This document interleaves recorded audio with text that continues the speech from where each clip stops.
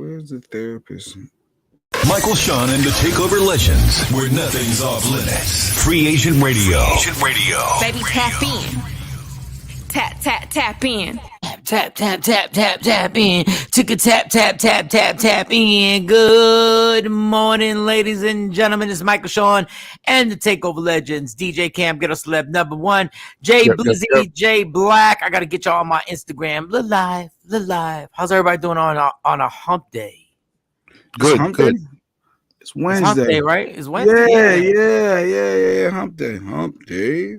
Good. White people got us so caught up in that. We you couldn't tell us like 10, 12 years ago we were doing. Did we ever say hump day on the radio back in Philly when we were never said hump day? Never. We never said hump day. It went till them camels came out there. Man. Shout out to the white folks. Good morning, everybody on my Instagram Live. I'm trying to get my team on here. Yesterday I was bragging, and I jinxed myself so crazy. Yesterday I was bragging. I was like, I got so much energy. I know Cam was still recovering from the situation with being super lightheaded from his final vaccination, which I need to talk about my daughters. Amani got her second vaccination shot, and she's got severe headaches. And she had to call it. She called it a night early. And Monty, unfortunately, got my genes when it comes to sleep. Like, she'll stay up. She's one of the people who will stay up. I sent that invite to you guys. If you need it again, let me know. And poor thing had a real bad headache last night. She's like, Dad, this thing is like overwhelming. And they went to the movies for the first time since the pandemic has actually started. Okay. And they went to what movie did? Whatever movie did, it was an AMC, Jay. It was an AMC, and I guess during the pandemic they actually remodeled it, so they got better seats, and they went into the one that had the super surround sound, and the thing was blasting, and Monty was like, God, the sound sounded so incredible, but it was the wrong time for me to be in there. So that being said, this second dose seems to put, like, my arm does feel a little sore from the first one. Like, it does feel a little sore from the first. Little delay reaction. No. Is it? You know, I ignore it. You know what we do as guys? We ignore it. It is. It'll be all right. It'll be all right. Like, I downplay it. Everything else. I was like, I'm sleepy. But the one thing I wouldn't say in front of the family was, my arm hurts. Like, you can't say it in front of your family. Is that Milk? Milk 913. What up? Yo, it says yo. Milky. What's good? What up? Milk? Oh, we said it wrong. I'm just seeing there's a Y on it. There's a Y. Milky. Yeah. Is it Milky? Yeah. I'm sorry. My bad. Milky. And I'm back. I'm back to the hole with this brand new track. I'm gonna slow it up and beat it up, and then I'm cool. Get anyway. Kathy, what up? Good morning. Good morning, everybody on Instagram Live. Jay Black. I hit the request. I requested you. I apologize. You waved at me. I got a wave. I'm like, why is he waving at me? I'm looking right at him. Yeah, I wish they could do something different than a wave, like a thumbs up or maybe a middle finger. Something. Real quick, and then we're gonna get right to being structured and doing the show because I got a haircut. So listen to this selfishness. Oh, I got a haircut appointment. Wow. Yeah. It look like you need one. Look like it. A haircut. We gonna be very structured today because I gotta go see Rio the barber. So does he wash your hair for you too? Does he like wash your hair? No, there's a salon, Basha. Basha has this salon next door. She's a real successful young woman. Like, honestly, if I had to hook somebody up with somebody, this girl Basha is so amazing. Like, she's such a good-hearted, very pretty woman, business savvy, and is forever going on these vacations, like, just with her girls. And she really will come into the barbershop, not on so everybody can be like, oh, look at so-and-so. She'll really be talking to us and like, I don't get what I'm doing wrong. And I'm like, girl, I don't know either. Because I'm like 15, 20 years older than you. So I don't even know what the game is like right now. So I don't even know what to tell you. What she's doing wrong. That could be something good we can talk to the relationship therapist about. So, like, I guess she struggles in relationships and she doesn't know if she's giving too much, not giving enough. So it's one of them types. I don't know. I don't know what it is. I know she, she's not letting people smash out like that. I'm not saying she's not smashing. Oh, there's the problem. Yeah, but see that's the whole thing. Can't smash with everybody. Yeah, like guys, like we're gonna talk about that. Actually, there's the problem. Then you become something else.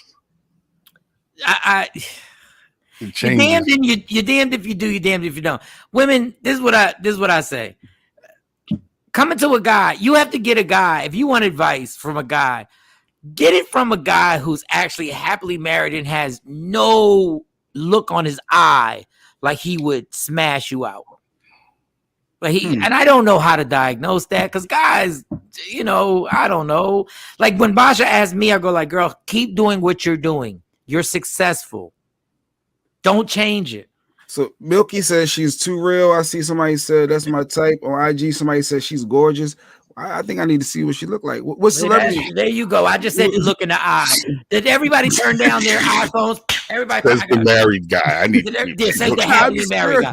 I think that was my spot, Jay. That was my line. Yeah, right. Yeah, guess should have been Cam to check out what that Instagram. I'm gonna make it happen for you, Jay. Let me say it. You can't control if I say it. Let me live through you, Cam. Let me see, because we may be able to figure out what's going on. We may be because everybody. I know. Now I feel like I'm being Jay or Cam. There's an echo that's coming when we get to talking. This is a little slight echo.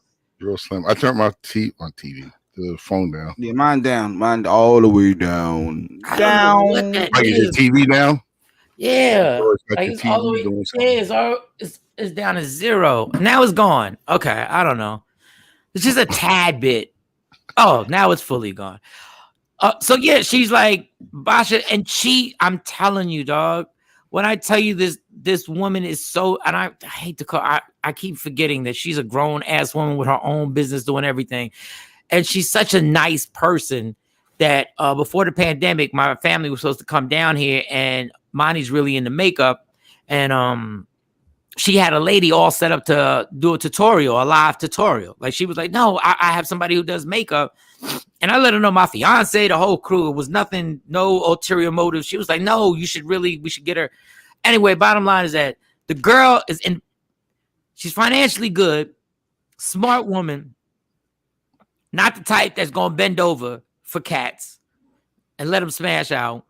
And she's just like single for real. Like just single for real. And I was like, I don't know what to do with you. Just have her come on Entrepreneur Day or something. Just show love to her business, and we can figure everything out. Maybe find a date crooked. The way you talk sometimes it sounds crooked, man. It just sounds crooked. I mean, you know what? That's a good idea. I am going to have her on the show. She's a business owner. She might have got a PPP loan. We could probably talk about. But you know what? If she got a PPP loan, speaking of PPP loans, if she got a PPP loan, she would be able to get the money in the clear and get them chips and be like, yo, everything's official. I got everything, tax ID, employees. I got hair wash girls. I got people who massage, shampoo girls and people who massage and all that craziness. And it's hard out here for y'all single people out here. It really is. DJ Cam, I feel bad for you. Yeah, man. It's a struggle, bro. Real talk. Even though, we never even mentioned. Okay, never mind. All right. I'm not. You scared. No. I was gonna. I should That's text what you. Big Brother Mike. That's what he is. He's in little brother mode. He want to ask so many questions. No, but I should have texted you before we opened up those games. Should have gave me hands up. I'm not playing those games because I'm not playing those games. We all open on this show. Everybody's no. We open, but there's a certain point. You know what I'm saying? Like, I had to get together a few weekends ago, and we never got to explore the situation. That's all I'm saying. Jay couldn't even bring his wife because of babysitting difficulties, but just saying. Yeah. Mm-hmm. It was the only person who was, yeah. Yeah. But Cam was okay. Hey, Cam was good. And the participation was amazing. I really enjoyed the social participation. I was peeping because, I'm like, if I see any shade, I'm like, oh, what's going on? You got to be a social person. little anti. Yep. But none of that. We felt none of the anti. Very nice, very nice. So anyway, Bosh is single. All right, we're gonna get on the show and try. Maybe we should put that out there. Oh, they'd be mad at me at the old station because every station you work at, anything you do that's similar to what they say, you steal it. So we should have an entrepreneur. Come on. I didn't know they did that. Yeah, we used to have that on the old show. I think they still have an entrepreneur that they make believe they like their stuff. God, I'm petty today. All right. I love it. I'm petty today. Why Oh not? God, I can't believe this is a great business that you brought. This is an amazing business that you brought. All right. I'm the only one who bought something. Oh my God, I can't believe you're doing this restaurant. We're coming down. No, you're not. No, we're not. We're not coming down to your restaurant. We just needed you to fill a segment. That's all. Horrible. Shout out to the Breakfast Brothers, who we support. Yes, absolutely. And I have a comedy show June 17th, and you will hear the commercials on my former station, K104. They're actually running.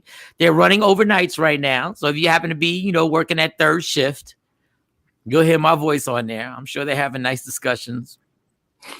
And then closer to the date, they'll be running during, where everybody will be able to hear.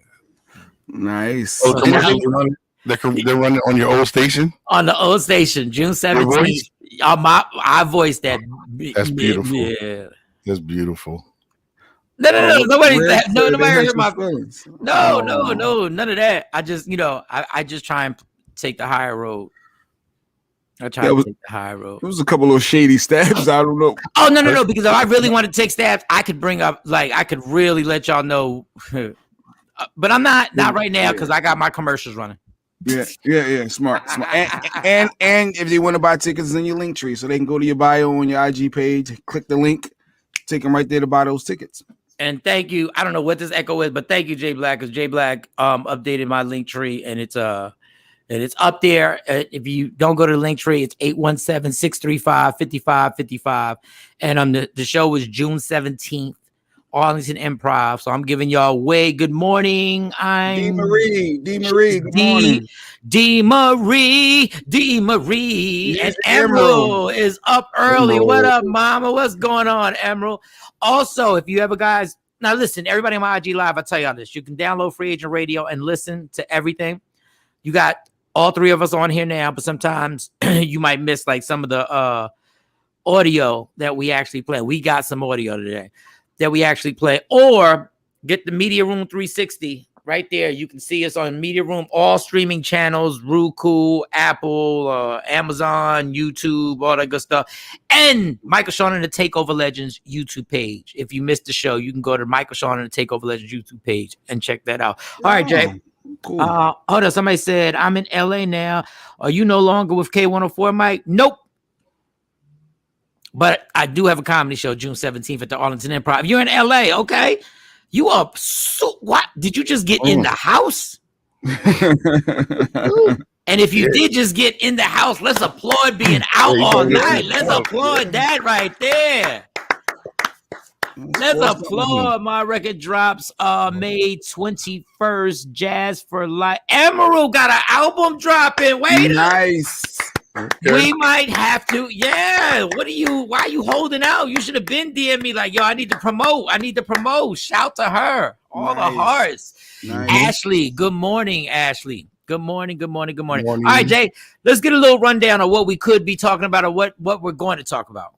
A couple things in the news that I noticed. We talked about PPP loan. Is this guy in Houston? He had this scam, and is interesting story about him and his he's been charged with 6 counts of fraud for PPP loans, and from his mindset, he believed that he actually had a business. So that's funny story there. Bad Girls Club, the girls, they upset they not getting their props. They started a lot of the hood rat drama and ratchetness. They wanted their props. Oh my god! It was this black cop that tased this white lady, and everybody praising her because she did it right. That's how you're supposed to do. You pull the right weapon, you tase the girl, drop like a fish. That was in the news. And Michael Jackson had this Boss movie did on Eminem that a lot of people is resurfacing. and talking about and then also the Supreme Court of Mississippi, abortion rights. They talking about reversing things, and that pro-choice might not be a pro-choice after all. All right, we're gonna get Shawnee on the pro-choice, and J Black keeps saying this black woman who tased the white woman did it right, and this video just gives me okay. And I say this all the time, y'all. A genius is somebody who's mastered common sense. If Shawnee, if you have the clip ready, like give us a clue if you have the clip ready with the black woman, the white woman actually mooned her, showed her ass, and pulled her pants up. It was ridiculous. It was absolutely ridiculous. And then she took off. She does her. If you want to call it taking off, she attempted to run. But then the cop also attempted to run. Yeah, little chubby. And she couldn't catch her, and she took the taser out, and boom, back. It was over. Hold up. I am just D. Marie. If you didn't start a business or have one with the PPP loan, it's a wrap for you for your summer. Yes, we've gotten that. So, Shawnee, if you have the clip of the husky black woman cop, husky. Just let us know if you have it. I really. Oh my god. Okay. No, I'm just kidding. Heck, I got no video. Taser. Ah! She got tased. Taser. Now the video, there's a guy going, hey at the end. But the fact that we got commentary with somebody going, taser. Oh, she tased her. Like, this is all I want to say. I want to see the rest of that video because somebody was like, some dude was stepping in and she pointed that taser at the dude at the end. Why are cops allowed to get so damn out of shape? You start off, because with the academy, you have to be in shape when initially. Like, if there's anything, I'm not saying this because I'm in shape. I'm saying, shouldn't there be a thing? Shouldn't there be a weigh-in? Like a weigh-in? Yeah, shouldn't there be a weigh-in for the title fight? Yeah, like Doug, like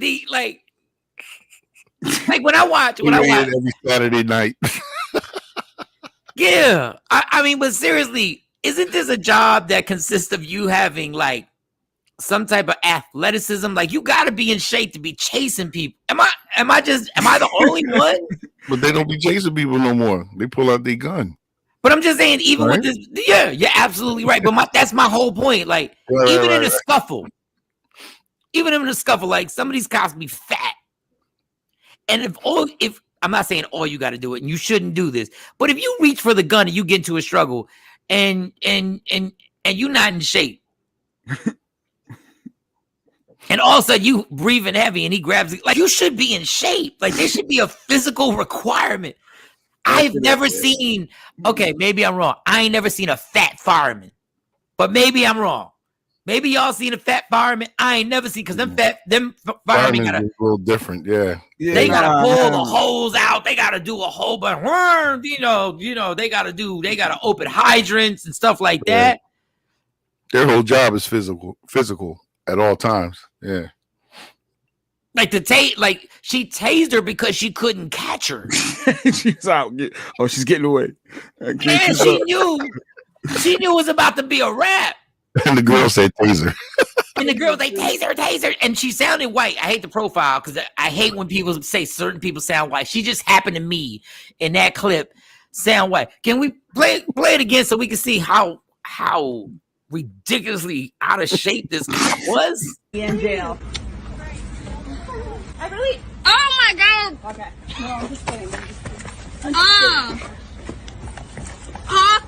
I got no video. Taser. Ah! She got tased. I don't like Alf. Remember Alf back in the day? She looked like Alf trying to chase her. She like Taser. No, she got tased. Waddle. I'm supposed to be laughing at that, but that joke was hilarious. Oh my god. No, it's hilarious. First of all, she pulled out that white ass, and she was like, "Who is even thinking I'm gonna moon you, cop. That's when you're not taking these charges. That's a drunk move. That's a drunk move. It has to be some type of intoxication, some type of, I don't even know. All I know is that if she doesn't pull that taser out, that white chick is gone. Like she gone. Catch my dudes. Like that white chick should have done the thing that they always teach you in hood school. You're supposed to walk and you're never supposed to run. Target. Be a hard target. Yep. Red says, so Mike, you going to be at the Improv with Gary Owen? I am. Are you? Did you see something? I know Gary Owen going to be there. Yeah, she probably saw that he's on the lineup for one of the weekends, and you're also one of the weekends, but not at the same time. But Mike may be there. You never know. He may pop up, and you never know. Trust me, the way I bombed for Gary Owen during New Year's Eve and the show he put me on after that drunken stupor, I don't know if Gary want to take that chance. You ain't drinking now, though. The alcohol is gone. Yeah, that's true. That's true. Yeah, sober Mike now. Gary ain't got time to be taking chances. Like, dude, I'm going through a divorce. I'm about to pay $40,000 a month. $44,000 a month. I can't have nobody risking nothing. I know I'm not scheduled to be on the show with Gary, but like Jay Black said, you probably went through the schedule and you saw we're there June 17th. And then Gary Owen, who's very funny, is going to be in the building doing his thing for an entire weekend. So yeah, the heavy set guy, I honestly think there's got to be, y'all got to be in better shape, man. And y'all be like, well, you're not in shape, but I'm not a cop. I'm a comedian. I have low cardio. There's low cardio needed to be a comic. Like, you know, sometimes I got to work out because I get a little too animated on stage. But I'm saying, like, you know, there's a point where the most dangerous criminal with some of these cops is a fast one. That's the dangerous. That's a dangerous criminal. Just the fast one. Somebody who's agile. That's like, what? We have a suspect. Well, why didn't you stop him? He's agile.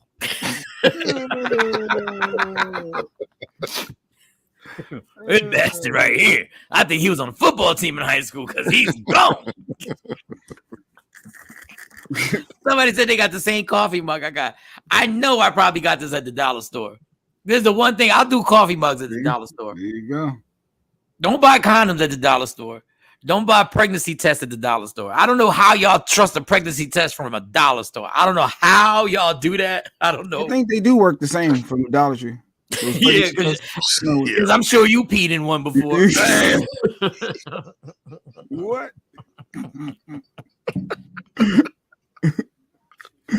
Yeah, it's the same. It's the same. How did It's you not know? the same. It is. It's $1. Yeah. It works the same. You gonna roll the dice on your whole life with a buck? Either you're pregnant or not. Either you're pregnant or not. No, but you gotta find out. You gotta find out for real. They have the same test they use at the doctor's office. Okay, y'all keep playing. And the reason why the chicks be up in there buying them dollar store pregnancy tests because they be buying them dollar store condoms. That's why. And they have name brands. Look at that. Red even tell you too. They got y'all better stop. I'm gonna do a tour. I'm gonna do an Instagram live, a video of me going through it. I'm like, yo, let me get the pregnancy test. I know they're gonna look at me crazy, but show me where the pregnancy tests are at. I went to a dollar store and I bought that damn game. I didn't even get the whole set. I bought that damn game, Black Card Revoked. And when the cards that I got it at a dollar store. And it was $5. I still have a problem that they're called a dollar store and you can get something in there that's $5. So I still have a severe problem. No, you wasn't at the Dollar Tree. See, I've been learning the difference. There's a Dollar Tree, there's a Dollar General, and then there's everything $1 or more. So they got all the different versions. So that's why you pay $5 because it wasn't a Dollar Tree. The fact that you can break down every dollar store conglomerate and my wife, she's in all that stuff. I know you tried to fill out a PPP loan. Now y'all gotta get serious because that's what I use and I was pregnant with my son. That's because Jay Black got you pregnant on purpose. I don't even know why. I don't even know why you got. Oh yeah, and Family Dollar. You probably went to a Family Dollar for that $5. Yeah, that's probably what you went to. I don't even know what it was. I just know it said dollar on it. I just think there should be a law that if you say you're a dollar store, there should be a law that you have nothing can be over $1. Dollar Tree Plus, so it could be Dollar Tree. Oh, see, now y'all playing. Now y'all playing. Now y'all just playing too much. I still, $1. and I will say this, and I know, we've run this into the ground for years. I don't understand how McDonald's has gotten away with that dollar meal when it's not a dollar meal. You mean dollar menu? It is a dollar. A dollar meal, not with tax. Mike, you can't avoid taxes though. Yes, you know how you can avoid it? They should say on the thing, dollar menu, not Plus including tax. Or they should make the prices appropriate. They know what the taxes are. They should make it appropriate so it's $1. If I got $1 and I'm starving and I'm on the verge of homelessness and all I got is $1 and you come to me and it's $1.05 and y'all don't be letting people pass with nickels. Y'all don't let people pass for a nickel no more. It used to be a time where if you were short a nickel on everything I love. One time I go to this gas station convenience store, which actually sucks, but I still do it because it's convenient, but it sucks. God, it sucks in so many ways. And I almost don't even want to get on the one guy who's the worst. I've actually complained to Jay Black on the phone about this guy who works to register. Yes. But he has special needs, Mike. I know. That's why I've never complained. I've never complained. Yeah, you can't. Sometimes you can't. No, I never complain, because if he says you need a bag and you got a bunch of stuff, don't ever say yes. And people don't know this. Why? Because it takes them like 4 minutes to open the bag. So, dude, this is I'm not even making this up to be funny. Y'all know I'm a soft-hearted person, so I'm not gonna complain about this dude. So now, you know how they scan your items and they got to scan the barcode on your items. Now, when I go there, I put all the barcodes. When I see him, I face all the barcodes. Oh, make it easier. Okay. Make it easier. That's smart. And still, this is the way it looks. This is the way it should sound. When the barcode goes, boop, right? The barcode, right? So I'm facing everything. It should literally go, let's say there's 4 things. Boop, boop, boop, boop. Bam. Put my debit card in, right? Mm-hmm. Here's how his sounds. Boop. Boop. Let me make sure it went through. Let me check the number. Okay, that price is Boop. right. I don't know what he Let me make does. sure. Dog, he pauses, right? Everything he does is really calculated. And the last one would be like, boop. Right? So now people, no matter what time he works, first of all, I couldn't take the fact that they were having this dude work at like rush hour times, like lunchtime or like 5 o'clock. Like lunchtime, all the construction workers are there. All they got is like some cheese fries. All everybody has is a cheese fries, a Red Bull. They're 7 deep. Dog, I'm not lying. When I walk in there, if I see him, I walk back out. And everybody looks at me like I know something. But I don't want to be the guy that be like, yo. He was on E one time, Cam. Damn it, a light on. And he walked in. I'm on the phone with him. He's like, he turns around. I said, Mike, what you need to gas? No, I'm going to be even longer. I can't today. Dog, on everything I love. Then one time, I almost felt bad because I needed a bag. There was no way I could carry like 7 things, right? So I told dude, he's like, this is his pause before he asks you, right? He pauses like this. Do you need a bag? And I go, yes, but just hand it to me.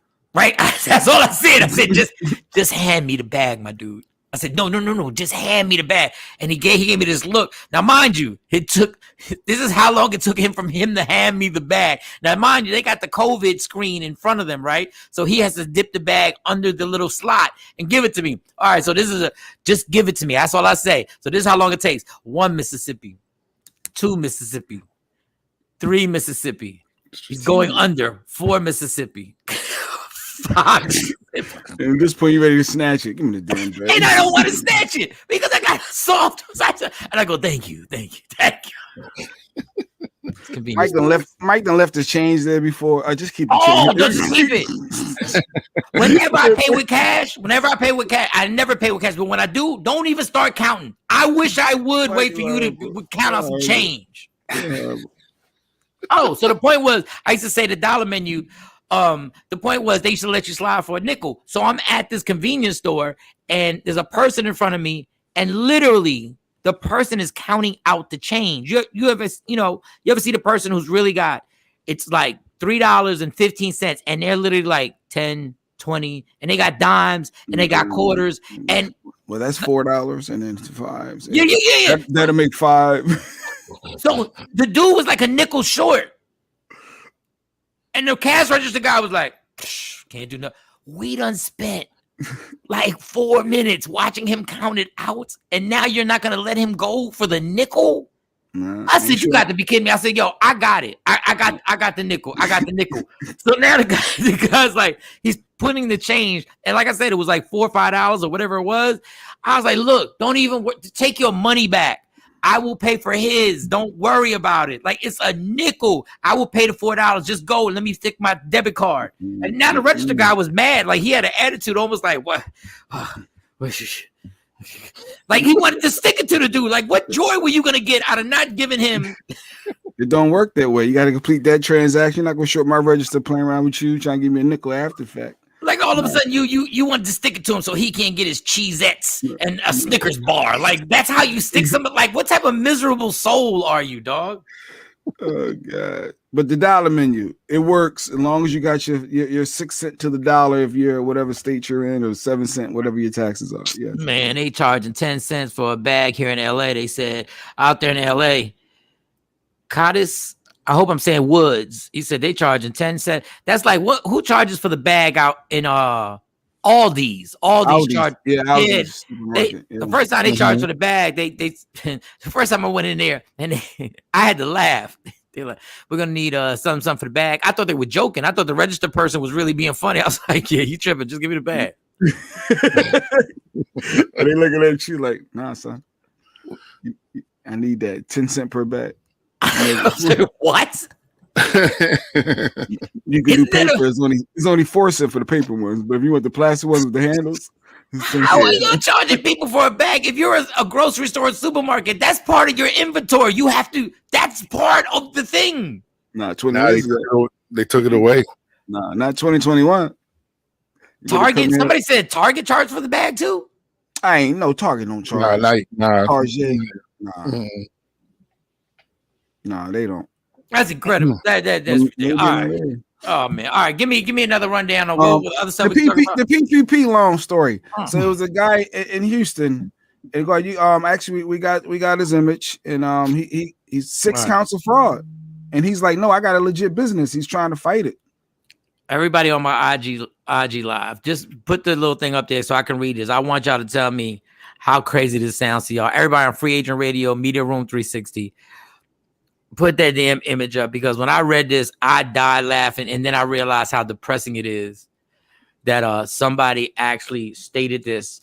I have it on my cell phone. Okay, I'm gonna read this, y'all.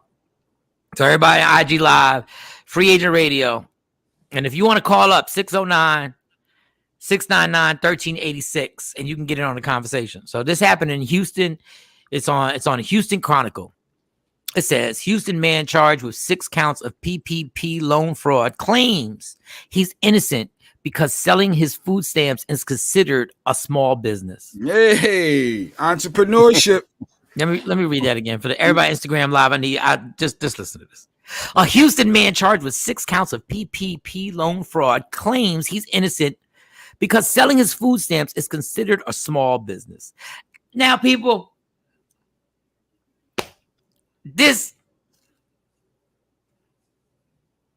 what is the school system doing? What is the school system doing? Like, the scary part of this whole thing, yeah, you can take it down. The scary part of this whole thing, y'all, is that there's something in me that makes me think that he thinks he's right. That's the scary part, that he thinks it's okay to sell, because selling food stamps is something that's going on for decades. You got to manage it right. It's strategic. Yeah, that's managing. It's a business. But do you know, if he literally says this in court, it's another charge. Yep. It's another charge. Your Honor. Your Honor. Do you have an attorney? I'm gonna represent myself. I think this is an open and shut case. Sure you want to do that, son? Your Honor, I have a perfectly good explanation on why what I did was legal. I applied for the PPP loan because I have a small business.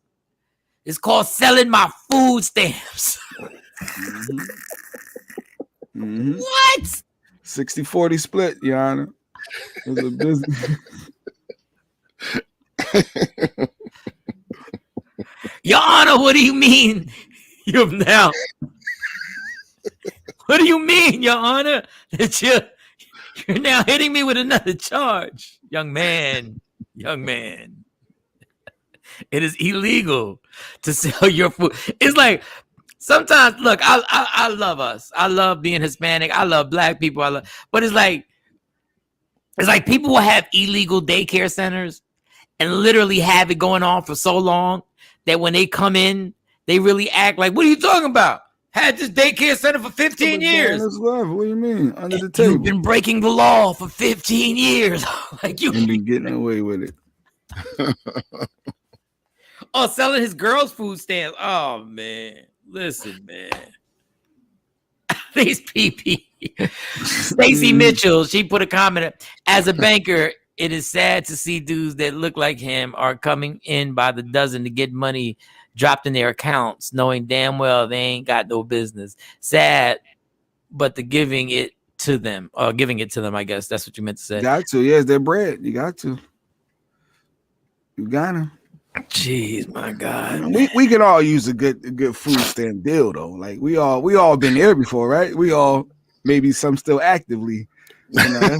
Okay, allegedly, I was on food stamps, and literally, the food stamp program allegedly that I was actually on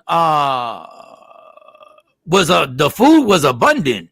It came in abundance. Like allegedly there was nowhere to put this food. So at a certain point, like hypothetically speaking, let's just say you were on food stamps and you realize you got so much damn food that there's nothing to do with it. Hypothetically speaking, your mind goes, maybe there's somebody who would need this more than me. Like maybe they need the overflow. No, that's real. $200 worth of food stamps for $120. You can't pass that up, right? Man, listen. Allegedly, I'm just D. Marie on my IG Live. She said it's 8 teenagers who got $2 million in PPP loan and was flashing the money and got caught. Listen, 8 teenagers. How did y'all make it so simple to get a PPP loan? And why didn't I know about this? Is it over yet? I don't even know. I don't even know if it's over. Yeah, it's still going on. I need to fill one out. I need to get a loan. Like I wish I would have. Yeah, Cam. Yeah, for Free Agent Radio. Oh, wow. You really do have a business. Duh. My bad. Didn't even think about telling you. Yeah, I didn't know. I heard it, but I didn't know. Yeah, I'm going to deal with that later today. Hey, you missed out on 2 loans, Cam. You could have had a couple cards. Just D. Marie said it's closed. Now, we don't know. I'm not saying we don't trust you, just D. Marie. I'm not saying we don't trust you, but, you know. Shawnee said do it quickly, so it might not be over. Oh, yes, it is over. No more money. Oh, Cam. He said I have 3 businesses legit, and they denied me. Damn, the legit people, but they were 8 teenagers. That's ridiculous. There were 8 teenagers who had a business for selling used shoelaces, and they got $2 million. Ain't that about a big, though? Goodness gracious. That's bad. Oh, God. This woman here got 3 businesses. She hustling. She got 1 business that's exploding so much it might go public. It might actually be on Wall Street. And these 8 teenagers get $2 million. Jeez Louise. My God, goodness gracious. And I wonder if my philosophy would have worked. What if you just kept it and you kept it in the bag and said, listen. Oh, my bad. I can give it back. Go through Blue Acorn. Go through Blue Acorn, Cam. They're still accepting. We'll do it today. Blue Acorn. Gotta write this down. Like I know Leah's a lawyer, and Leah said I was right. They're getting $20K a pop. Stacey Mitchell. Hey, Cam, you let 40K go. Let's Not yet. Not I yet. wonder, Jay. I wonder if you got the loan and you kept the money. Let's say you were fraudulent and you got the loan and they hit you with like $2 million, right? And you just, first of all, how does the bank just lets you put $2 million, I guess, and you just deposit it $2 to million in the bank. Yeah, you just like nobody gets a red flag. They don't even follow your They don't follow your account at all. You can't hear you, Shawnee. You got unmute. They direct deposit it, so you have to give them your account information. And once they approve it, they just put it in your account. And you know what these people don't understand? Like this there has to be tax on this. You have to pay this tax when tax season comes. No, I think that's part of the whole thing, right? Yeah, it's a relief. Yeah, it's a loan. That's what Trump. But I just did mine. I just did mine through Blue Acorn. So how much we getting? How much we getting? Well, I'm not gonna say that. Is there a range? Not $2 million. It's based off your Schedule C. So as long as you did your taxes and you have your Schedule C, they're gonna look at line 7. So whatever you did on line 7. What's the Schedule C? That's your so you got your 1040. That's your like if you work for somebody, your Schedule C is your business. Your 1099s. Okay. So whatever that line is, they base it off that. Somebody said when you file your taxes, they ask if you've received any government assistance. Oh, so for that guy with the stamps, he couldn't do it because he would have received government assistance. So he lied on his application. Oh, so he's already now he got another charge. Yeah. Mm-hmm. Just piling up. Well, different ones ask different questions. So they don't like you can go through different people to get the PPP loan. So different people ask different questions. But yeah, the final day is coming. That's why I was like, yeah, Cam, you got 11 days, 12 days, Cam. That's a lifetime. No, you need to do it today. I'm playing. That's how I'll be doing that. That's a lifetime. I'm good. It'd be the 12 days. Hey, Jay Black, get on this IG Live. I keep sending it to you. Wait, that's why you froze. I wonder why you froze. Thanks, Stacey. So you don't have to. So they give you the money, and that's why they so serious about it. If you don't get taxed for it, Jesus. Like if I win the lottery, I get taxed. If I get $2 million in relief, damn, you hit the Powerball, you get taxed. Yeah, but they got this site out there where you can make up a fake Schedule C. So I think that's what some people are doing. They're making it because you have to send them that. You got to upload it so they can see it.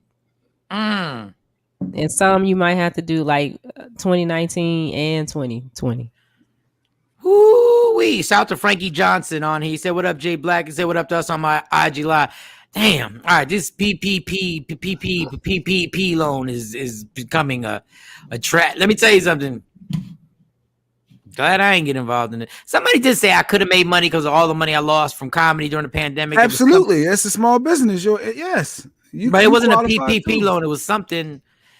I don't know. I'm not trying to get involved with it. EIDL? The SBA loan. I think that's what it was. Yeah. SBA. Yeah. I'm not sure. I probably should have had Darrell Washington on. Yeah, we probably should have. Could have broke that down. Gotta be kidding me. All right, so when we come back, I want to. What are the other topics? You know what? Let's not take a break. Read that abortion law. Read that abortion law in Mississippi because listen, man, no guy on here is capable. I don't care how many surgeries of having a baby. So listen, I need Shawnee because at the end of the day, an abortion, as much as guys ain't ish, and guys breaking the Associated Press. I hope that's really them. Breaking news: U.S. Supreme Court agrees to consider a major rollback of abortion rights, saying it will take up Mississippi's ban on abortion after 15 weeks. What is it now? Like what is the 15 weeks is what? Was that 3 months? No, a little over 3 months, about 3.5 months. 3.5 months. Oh yeah, you formed. You formed about that long. What? All right, so let me ask you this question, Sean. Let me ask you this question. Because somebody said, let me be quiet. Let me be quiet if I offend somebody and say something. Somebody said an interesting point. If let's say if you believe, I forget what week it is. I don't know if it's the 3rd month, the 4th month where the baby is formed, and they consider that a human being. Then number one, should child support begin then? Because it's a human being in your body. The baby's human, if that's what they're saying. Then they said also, you have a baby in you that's alive, that's a human being. Can you then file and use them on your taxes as a deductible if we're going to say the baby's a human being? It's a human life. Not yet. You can't say not. You can't say it is and then say not yet. You ain't got no social yet. You ain't formed. You may lose it. Anything can happen at that point. No, but I'm saying you're saying it's a human. It's either human or not a human. I mean, it is human, but you're carrying the baby, and you still have to. That's your room and board. You're housing the baby. So you can get benefits when you're pregnant to help you with the making sure you getting the right nutrition and stuff.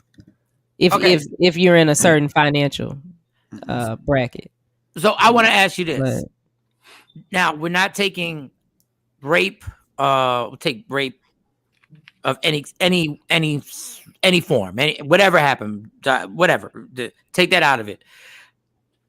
If let's just say they said abortion is illegal, would you have a problem with that, Shawnee? Yeah. Why? Because that's her choice.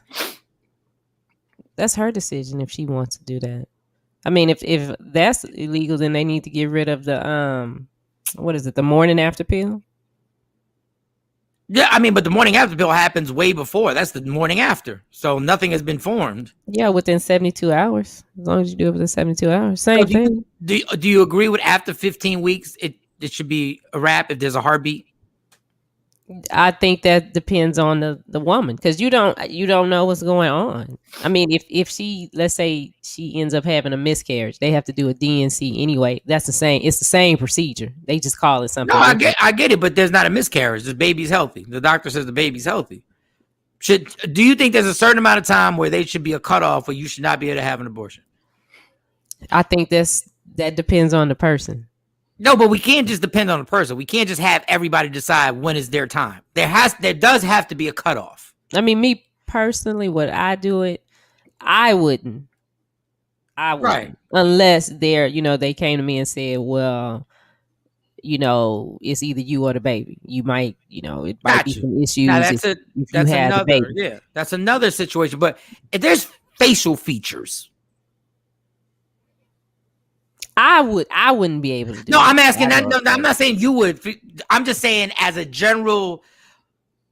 Okay, this is what I do want to say. This is what I want to say. But I want a woman to be on here because it's unfair. And I think it's also unfair that two things. Number one, you know how many abortions happen every day out of convenience? Out of people just going like, some people use it as birth control, but I can't answer that question because that's somebody else's body. And but there's another body inside the body. So if you're saying, no, I can't have this baby right now because I'm in a relationship with somebody else. I mean, I think that's personally, I think that's foul. Just deal with it. You did what was necessary to get pregnant, so just deal with it.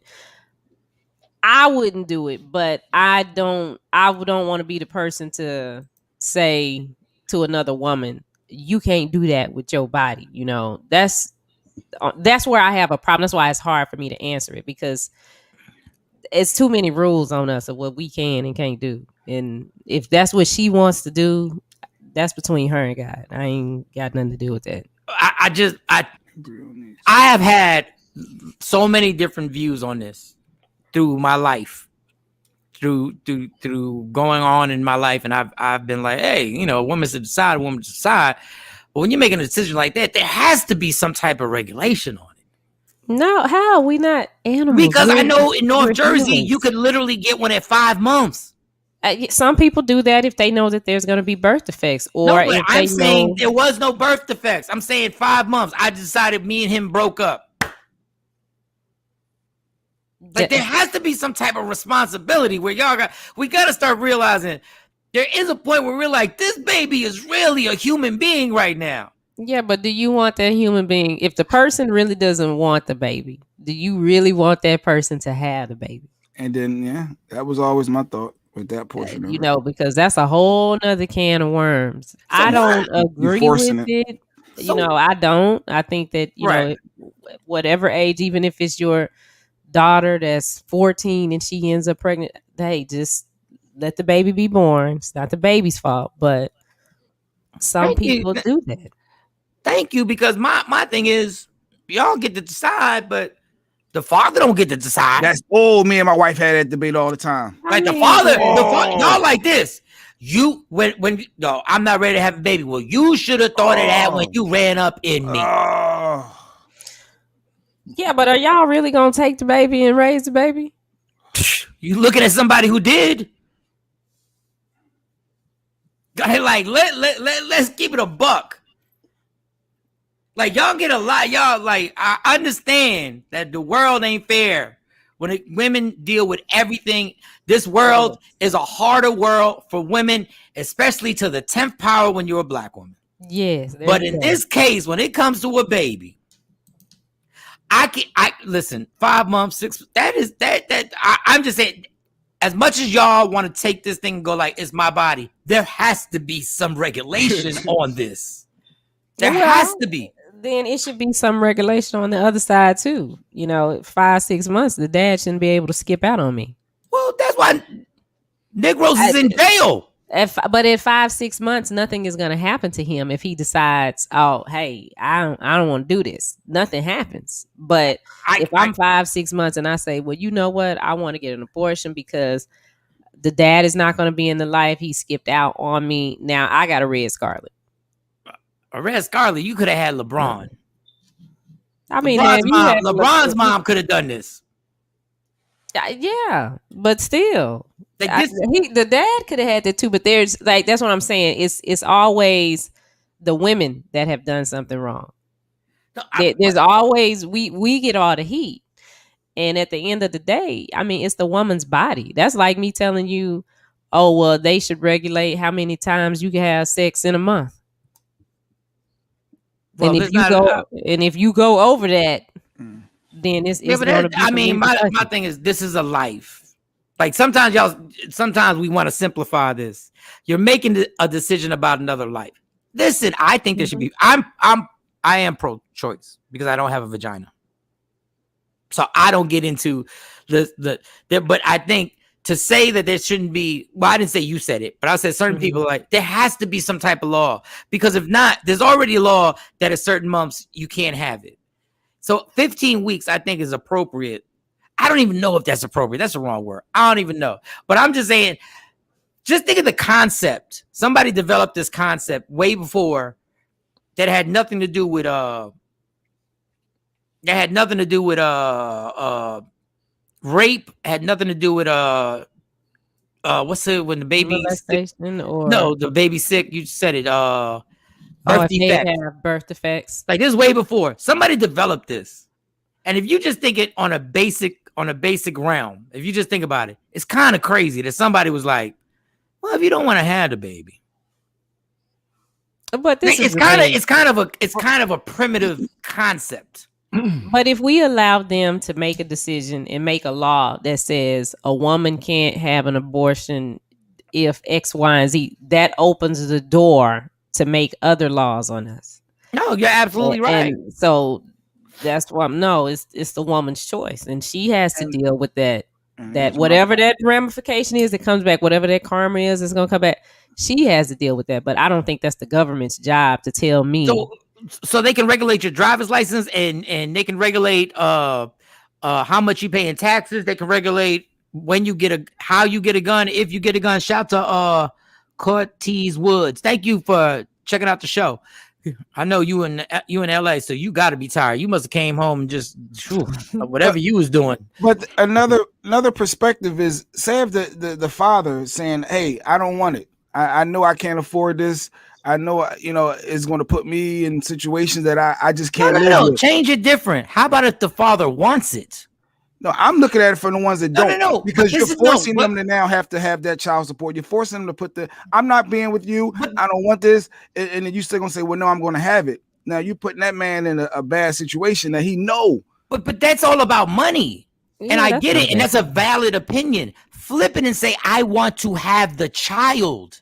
I'm willing to raise the child. A guy can't say, you need to have the kid, I will raise the child. And a woman can decide your son or daughter won't be born. Money's a big deal, and I get what you're saying, and that's a huge deal because the guy's telling you, I can't help. But on the flip side, if a guy's saying, have the baby. Yeah, but he's saying I can't help, but he can help if he just does what's necessary. Okay, well, this is why I'm flipping it to what if he wants the baby? What's necessary? Yeah, to do what's necessary. You just have to do it. You know, it's like I told you, woman. Okay, and then as a woman, if she has the baby, then my thing is just do what you got to do. Don't be sitting up joking back and forth with this joker.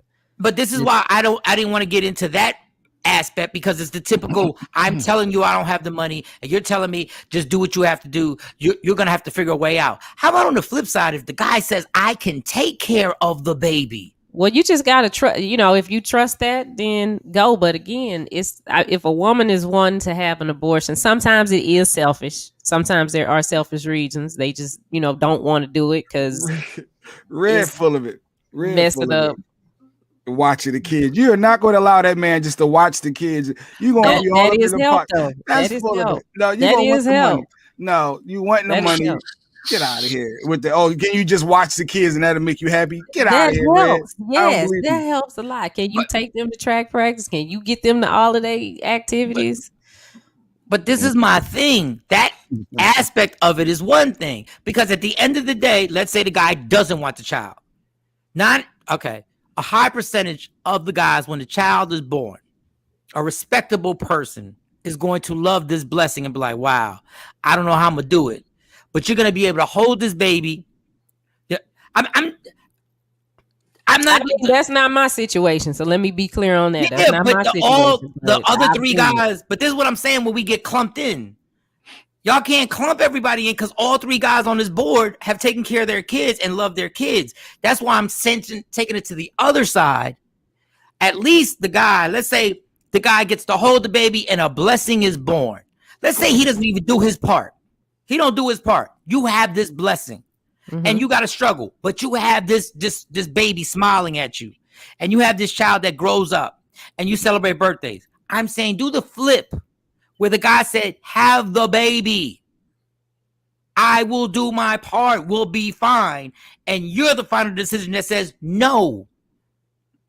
Yeah, now there is. What if she doesn't want? What if she doesn't want to be? No, have the baby. You take the whole baby. What if that's the what if he says that and you just go, I'm not having the baby? Like this, I'm just asking because I'm like, that's crazy. Like you can really decide, nope, not gonna have it. I ain't doing that to my body. I ain't stretching my body out. But how is that fair? It's her body though, Mike. It's my baby. You can't make her. Wait a so second. you feel like you should be able to take her to court and say, okay, she has to have this baby because it's my baby. Yes. And so, and okay, with that, I would say, okay, go to court. But once the baby is born, then you need to have it. All of that needs to be written up. The mom don't have to pay like an adoption. She ain't got to pay no child support. It's no. Wait. All of a sudden, all of a sudden, I'm having the baby. You don't have to pay child support. Where do women get off on this? I don't want the baby. If I don't want the baby, but if I don't want the baby, I still got to pay child support. I got to figure it out. I got to figure it out. Yeah, I got to figure it out. That's what you're doing, yeah, you got to figure it out. But you don't have to. But you don't have to figure it out. Listen, we could have not had to even go down this road. But you wanted me in to a second. How is it that you get to make the biggest decision ever, and then when the baby comes out, you go like, well, hands off. Hands off now. Listen, I had a solution. I said, listen, I'm going to go over here to this clinic and take care of this. But you didn't want that. You wanted Shawny, when we have the same solution, when we have the same solution that you just said, y'all have the baby and say, now figure it out. Yeah, but it's my body. It's not your body. You're not carrying the baby. It's my body. Sonny, that doesn't matter when the baby's it here. does. Wait. When the baby's here, if I have the baby, you got to pay child support. No matter whether you want it or not. Because you actually do. In real life, you do. Well, yeah, in real life. But what I'm saying is if they're going to make this law that the woman can't have an abortion after a certain time, and the dad is like, I want the baby, and she doesn't want it, then in those papers, it should be, okay, this is dad's baby, and dad got it, and mom is relieved of, your answer to this hypocrisy that you're talking now is because it's my baby. So it's like adoption, just like an adoption. It's not adoption, it's still your baby. No, but I don't want all he has to prove, if your reason for not having a kid, all he has to prove in court is that he can financially take care of the child. And he will financially take care of the child, and he will be where the child lives. And you still got to pay child support. Because I didn't want the baby. No, he didn't want the baby either, but when he don't want the baby, you go back to, but it's my body. That's ridiculous. Hey. Not the hey. That's and he got to figure it out. Hey. You can't almost die, Mike. Mm-hmm. We could die during the BS. Doing half the baby. Yeah, you could die. Okay. And and these are the risks that everybody was taking. Like y'all really, all I'm saying is, all I'm trying to ask is, how is it that if a guy doesn't want the baby, the abortion ain't gonna happen, but if a woman wants the abortion and the guy wants to stop it, he can't stop it? She carrying the baby. You're not assuming any of the risk. It's his baby. But it's her body. Okay, so if you're taking all the risk and the baby is born healthy and nothing happened, you're fine. All you got to do is pay child support and figure it out. There's a bunch of guys in America right now running around didn't want that baby. They figuring it out.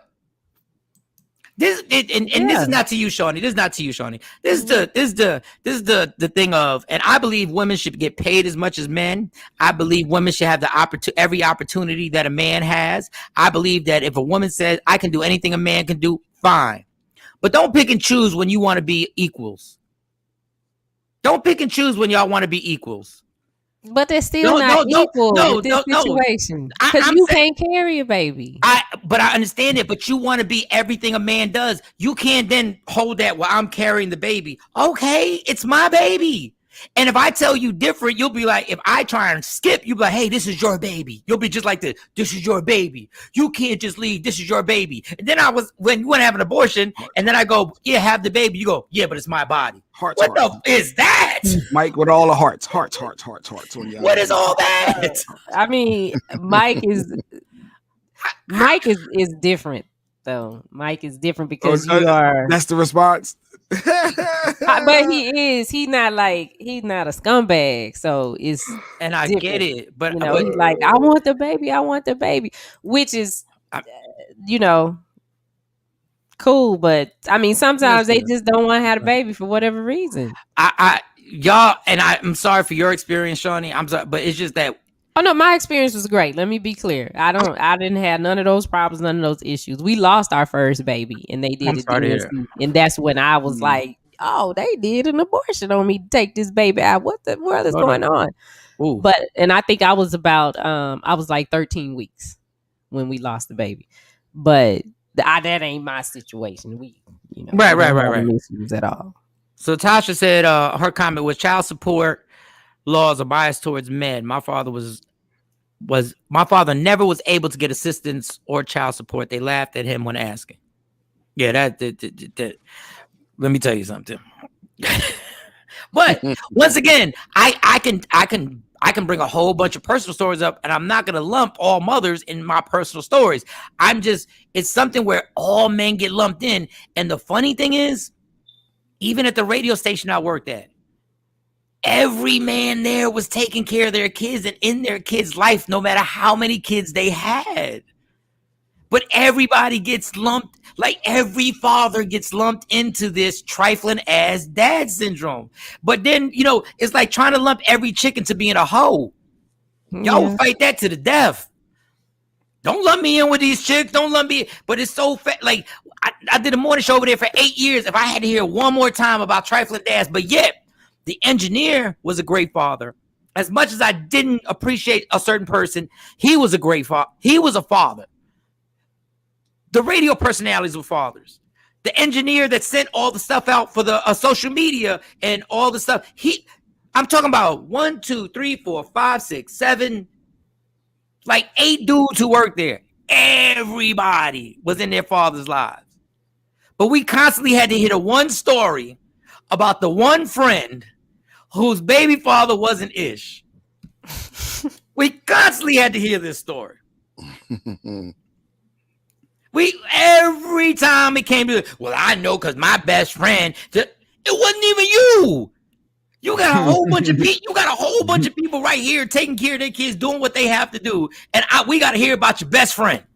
Your small sample size. Well, I mean, and I get it, but I'm like, damn, y'all be lumping. Jesus, I can even name these NBA players. They were supposed to be the most trifling ever, and there are a bunch of them. I'm not telling you that they're not. But damn, it's good fathers out there. There are good fathers. Short break too, Mike. We got our relationship therapist as well. Let's do this. Most of the time, women are mad they not with the father anymore. See, I'm not going to lump people in that situation either. But a lot of times that is the issue. That's the issue. There they is. Don't want to let the man go on and live and do his thing. Look. I help mine. I'd be like, your girlfriend can come on vacation with us. And you know what? You know what's crazy, Shawnee, is that there are people who would be like, yo, there are women and men who be like, I would never be able to do that. In actuality, that's exactly how you're supposed to do it. Mm-hmm. We not together no more. We got kids together. You're supposed to be cool with my significant other, wife, girlfriend, fiance. Well, fiance, because girlfriends get kind of shaky. And then I'm supposed to be cool with the man and I'm supposed to trust that any person you bring around the kids is somebody that you're legit with. I'm not saying you can't smash. I'm not saying you can't run the streets. I'm just saying the one that you bring home, let's make sure that that's a fundamentally sound relationship so we can actually build. Now, that doesn't guarantee the relationship is going to work because that's unfair. You know what I'm saying? But your situation is the way it should happen. Because at the end of the day, the kids want to do stuff with their mom and dad.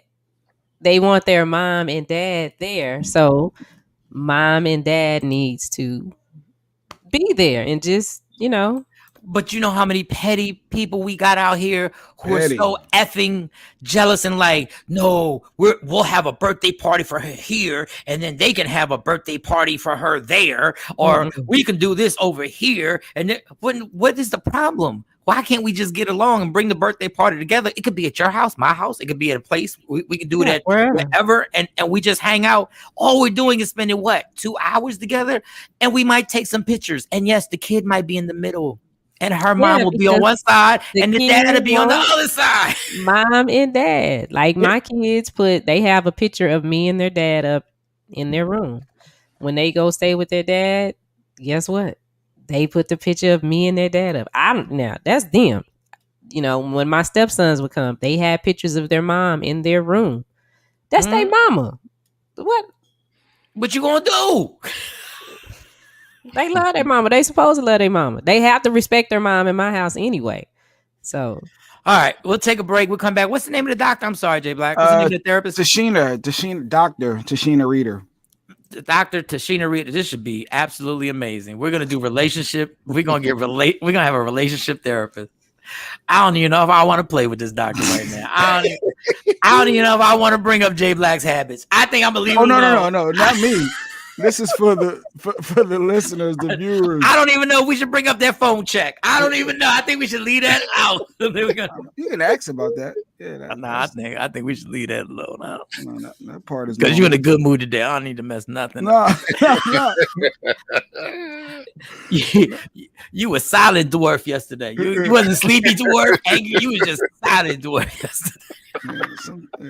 Yeah, sometimes things happen. Hey, I ain't play. Did I poke? I ain't poke. No, you didn't poke. I ain't poke. I'm still a little edge, but yeah, I'm good. I'm moving up. Cam wasn't feeling good. Cam was just coming off of the second vaccination shot. I ain't poke. Y'all was both on some Moody Records stuff. Not Moody Records. Y'all was Moody Records yesterday. I was like, okay. I said, I'm gonna keep doing the show. Funny. That's funny. That's funny. I read the room. I said, hey, make sure Shorty's box is up.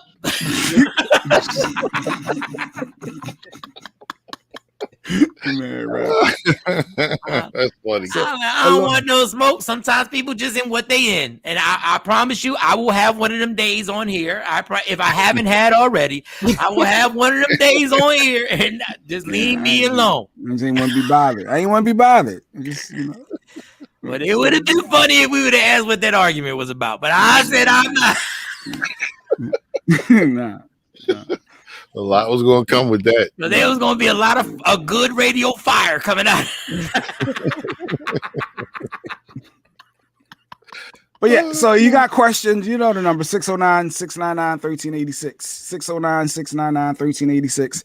Mike should be able to go into some details. I wonder stuff like, hey, somebody been married 3 times. Are they the problem? I mean, is it certain things? Listen to this one, boy. Yeah, I'm just curious. I'm curious to pick her brain. But yeah, so that's a short break. Obviously, I'm going to need a black and mild right now. Everybody on Instagram Live, hold tight. Kelly, what's up? Oh, God, I didn't turn my ringer off. Kelly, what's going on? He literally canceled her yesterday. Oh, okay, Kelly. I ain't playing with you. Kelly want to play. All right, listen. I'm gonna come back on IG Live in 4 or 5 minutes. Y'all jump back on here. But if y'all don't want to be on here, y'all can just download Free Agent Radio or Media Room. To listen Free Agent Radio or Media Room 360. Mm-hmm. Go to Roku. What's everything? Roku, Amazon Fire. Man, I forgot that. Amazon TV. Apple TV, Facebook Live, Twitch TV. Twitch is one of my new ones. YouTube, yeah. So yeah, multiple streaming outlets. And you can watch it. But if you want to stay on the IG Live, I still ain't got my badges popping, but I promise. What's today? Today's Wednesday. Monday, I will have the badges popping. I just got this whole badges thing. They got some information they want to put in here. I don't know if I want to put this information in. Honestly, man, they got some stuff you got to put in there. I'm like, I don't know. They be breaches and stuff like that. I can't have my. Okay. Anyway, that's a whole nother subject. All right, y'all. Michael Shawn and the Takeover Legends. We'll be back in 4 minutes. What up, y'all? It's Michael Shawn from Michael Shawn and the Takeover Legends. And just in case you missed the show, check this out. I think I got last one for fun. Here we go. You got another one? Don't do nothing stupid. Don't do nothing stupid. You got to pick free. Cheryl Underwood, Viola Davis. Every woman is gorgeous. Every woman is. God, Jay. Why would you do that? Viola be before she take that wig off sometimes on Scandal. She looking all right until she, snatch the wig off. When she snatched that wig off. That show where she would take the wig off when she would get home. She's all frustrated. Oh my God. She'd be like, Yep. Michael Shawn and the Takeover Legends. Your escape from reality. Right here on Free Agent Radio. What up, y'all? It's Michael Shawn from Michael Shawn and the Takeover Legends. And just in case you missed the show, check this out. Listen, it was tough. But at the end of the day, the one thing I never wavered from, whether it's my friend, my best friend, my brother, Eddie, I never walked in front or behind. I was like, listen, I don't get whatever somebody's got to say. The one thing that has never happened throughout all of the rumors and all that stuff, nobody ever walked up to me and in my face or has ever asked or said anything crossways to me about that.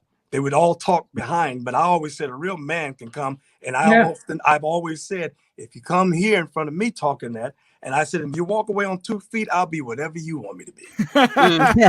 No, the way you and Eddie were rolling, I'm gonna say it. Yeah. If somebody saw me and Jay Black, we together all the time. All the time. I was let me tell you, I think everybody at some point, maybe you haven't, but most people in their life, you only hope and pray and wish that you'll find and have a best friend, somebody that you will tell and can ride or die. Listen, I never questioned anything that Eddie did or said. And all I knew and have always felt and said, because that's my brother, my road dog, I'm like, yo, let's rock. What we doing? Who do we got to go and fight? What are we doing? Never questioned anything and was like, give a fuck what they said. And I remember Eddie saying one day, he said somebody was doing a joke. He was doing comedy one night, and somebody was yelling and screaming and yelling and screaming. And he told him, he said, shut up, nigga, before I knock you out with my wallet.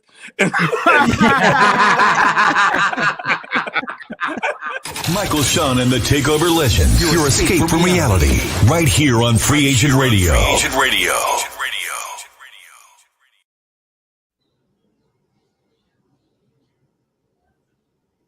Hey guys, it's Sexy Mo of Michael Shawn and the Takeover Legends. May is National Menstrual Month, and millions of women and girls are kept from reaching their fullest potential due to poor menstrual hygiene and lack of education. Protect the most precious jewel in the world to you. Visit getpadstoday.com to experience Rain Premium Sanitary Napkins. Rain pads are infused with the Nobel Prize-winning material graphene. Graphene strip provides various health benefits that potentially help relieve painful abdominal cramps, balance the body's pH, and graphene moves heat away from your core and help keeps you dry. Get yours today at getpadstoday.com and begin experiencing a less painful and drier cycle. Finally, your feminine flow has met its match with Rain Sanitary Napkins. Protect your most precious jewel today and visit getpadstoday.com. Michael Shawn and the Takeover Legends, where nothing's off limits. Free Agent Radio. Free Agent Radio. Baby, tap in. Tap in. Tap, tap, tap, tap, tap, tap in. Tap, tap, tip, tap, tap in. Tap in. Michael Shawn and Takeover Legends, welcome. Jay Black, DJ Cam, Shawnee Scott, my girl Sexy Mo comes on later on with Allegedly.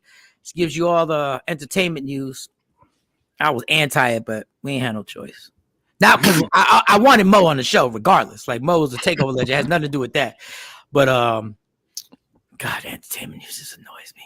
But it turns out to be pretty fun. Because we get our opinions. It turns out to be good spinoffs. It gets a little bit. We got a therapist, a relationship therapist that's coming on the show.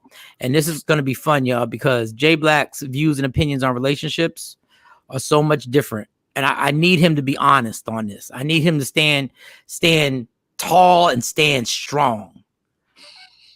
Okay, I could do that. Which I know you don't have any problem doing. Yeah, I'm saying I could be me. There's nothing wrong with being me. No, there's nothing wrong. And I'll put my dysfunctions. I will put my dysfunctions out there too. I'll put my dysfunctions, my views and opinions. I'm a walking contradiction based on male chauvinistic traditions.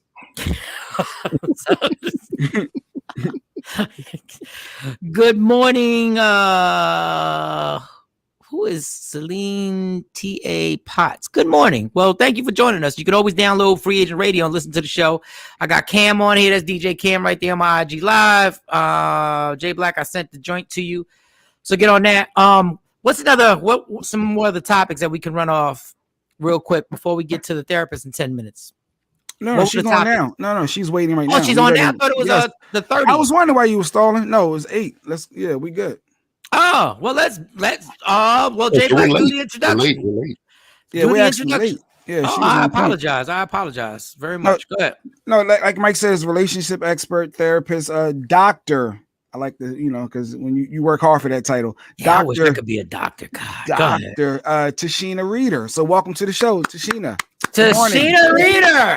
Hey. Thanks for having me. Thank you for joining us. I just want to warn you.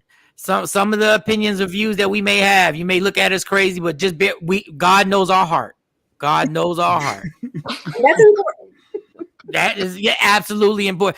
So, as is it a relationship therapist? I'm a therapist that studied relationships, marriage and therapy, family, couples, all that jazz.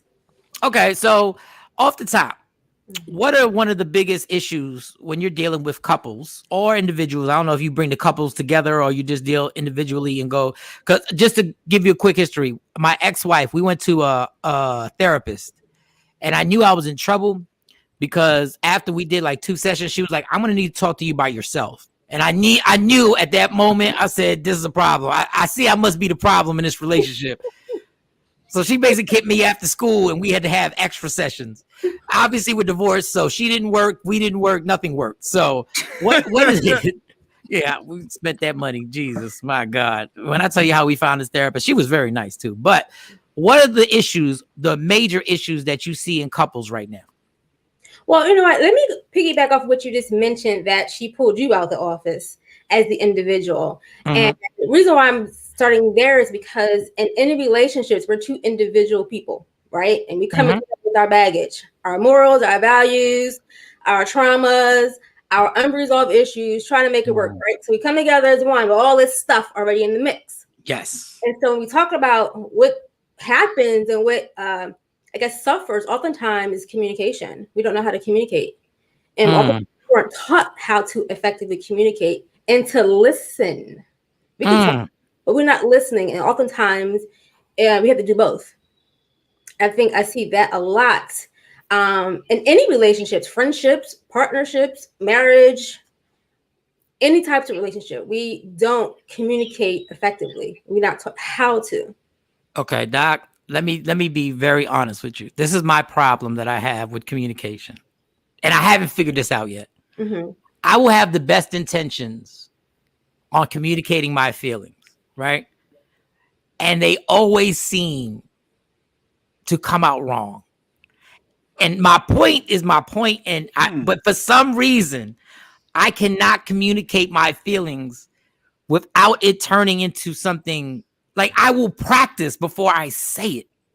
I'm like, I'm going to say it like this. I'm going to say it like that.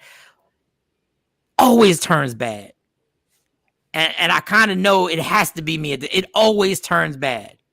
And I that's the best I can tell you. It depends. It depends on what you mean by it goes bad. Like, what makes it go bad? If you're expressing yourself, what is your tone and how are you delivering the message? Is that my question? I have a very bad, tone is bad. My tone starts off. You know what the frustration is, and this is on me. This is on me. The frustration is there's a basic issue. There'll be a basic issue, and then when the person doesn't see a basic issue, I don't know how to handle it. You know what I'm saying? I don't know how to reply. It's almost like if I see something white, and I know it's white, and I know when I show people they say it's white, and then when the discussion happens, it becomes you're telling me it's black. I don't know what to do after that.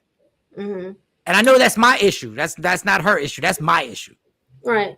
I think, and you're not alone in that. I think oftentimes we, when we have our point, we mean what we say, and we have something we want to get across.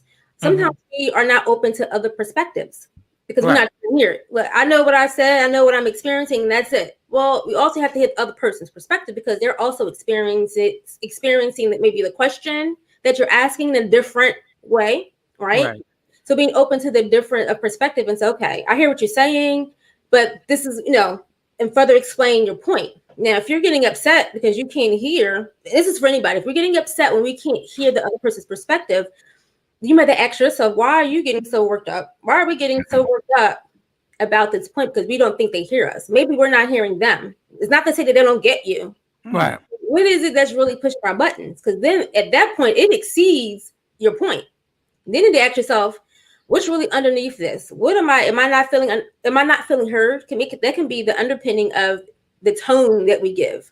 Right. We may have experiences of not feeling understood or heard. And so we may find ourselves becoming a little aggressive in our tone, in our delivery to be heard.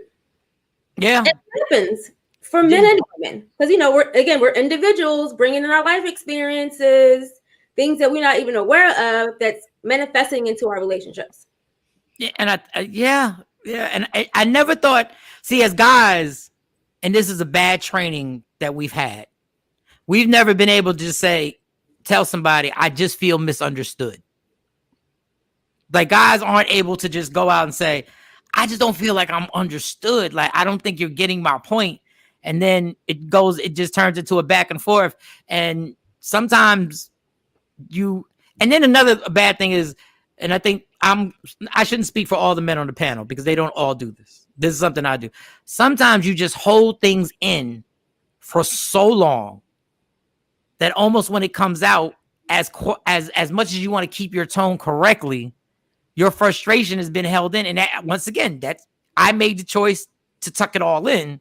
Mm-hmm. So I don't know if when you feel something, should you initially, if you feel something immediately, should you get it off your chest immediately, or should you wait and think about it? Because maybe I think too much about it. It depends on what it is, right? Because if we're really angry in that moment, we probably shouldn't say anything at that moment, because we can say some things we can't take back, and that could be really offensive, right? Right. But I think that things happen, it is happening. You reacting, in that moment. I think oftentimes we are not being, when we're upset, it's hard to be rational because you're just angry. I think you might take a step back for a moment or two just to think about what you're about to say, and then go ahead and share it. But don't be as reactive and just say whatever comes to your mind because you're mad at that moment. Then that can be disruptive. All right, well, go ahead, fellas. Go ahead, Jay Black. No, I'm thinking when she just said, I'm thinking, no, but I need to get this off my chest now, and I want to have this dialogue right now. And you saying, hey, you need a minute. I feel like you brushing me off. And it's like, no, I want to have this talk right now. I need to get this out. So am I wrong for, I guess, trying to demand that dialogue at that point? Well, when I say, maybe I misheard the question. When I mentioned saying you need a moment, was for that person who wants to share that message. Like for you, example, if you need to get something off your chest and you're really upset about it, give yourself a moment to prepare it and then deliver it. If you're in a place where I can share it and not be aggressive and angry and yelling, then fine. But if you're in that place where you're about to yell and howl and flip your wig, then you might need to take a step back and think about what you're about to say. Because I find oftentimes, even including myself, when we're in the heat of the moment, we can say some vicious things that we can't take back. And we think about it after the fact when we calm down, like, damn, I shouldn't have said that. I could have said it a different way, right? Then we got to say, I'm sorry for her. And we should do that in relationships. Apologize for when we're wrong, right? Because we are going to say things in a moment, and we are going to have times where we are delivering things that can be insensitive, right? We're human, right? We're human. We have these experiences.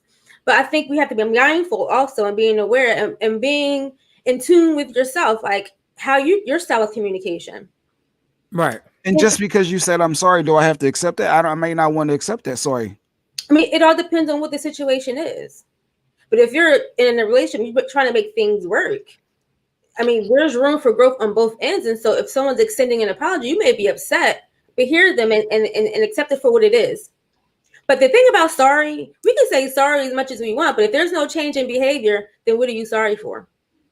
You can don't tell me you sorry and not say what you're sorry for. Tell me what has happened that you're sorry for. Because you hear people say sorry all the time, but they still do the same infraction. You're like, then what was the purpose of your apology? Then what happens is your integrity begins to suffer.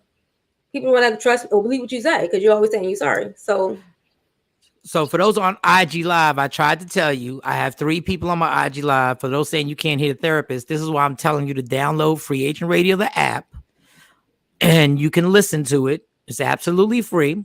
You can call in if you have any questions, 609-699-1386. Also, if you want to watch the show, I show you guys all the time, is Media Room 360. We're live on all the Roku, whatever it is, the Apple TV, the Amazon, I think it's the Amazon Fire Stick, or is this the Amazon Fire TV, Amazon, yeah, and Amazon Fire TV, and you can listen, you can hear the therapist. But if you have a question about a relationship situation, you can call up once again, 609-699-1386. Is it realistic? Because we do have somebody on the line. So we do? Yeah. Oh, let's get it popping. All right. Free Agent Radio, who's this? Hello. Yeah, if it's okay, can I stay like anonymous this morning? You can stay anonymous. All right, we'll make up a name. We're gonna call you Ted. Yeah, I'll roll with Ted.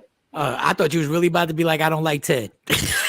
I was like, all right, Malcolm. All right, what's your question, homie? What's your question? I mean, I'm listening to the doctor. Good morning, doctor. And I'm in a relationship. I've been married for over 10 years now, and we have children together. And for some reason, my wife and I just are not able to work certain things out, and you know, I want to stay in the relationship because I love her and I love the kids. I love being married. And right now she's just kind of wanting to leave the relationship. And I just want to know, like, from the doctor, I mean, what can I do? I mean, I'm trying to do everything I can to work things out.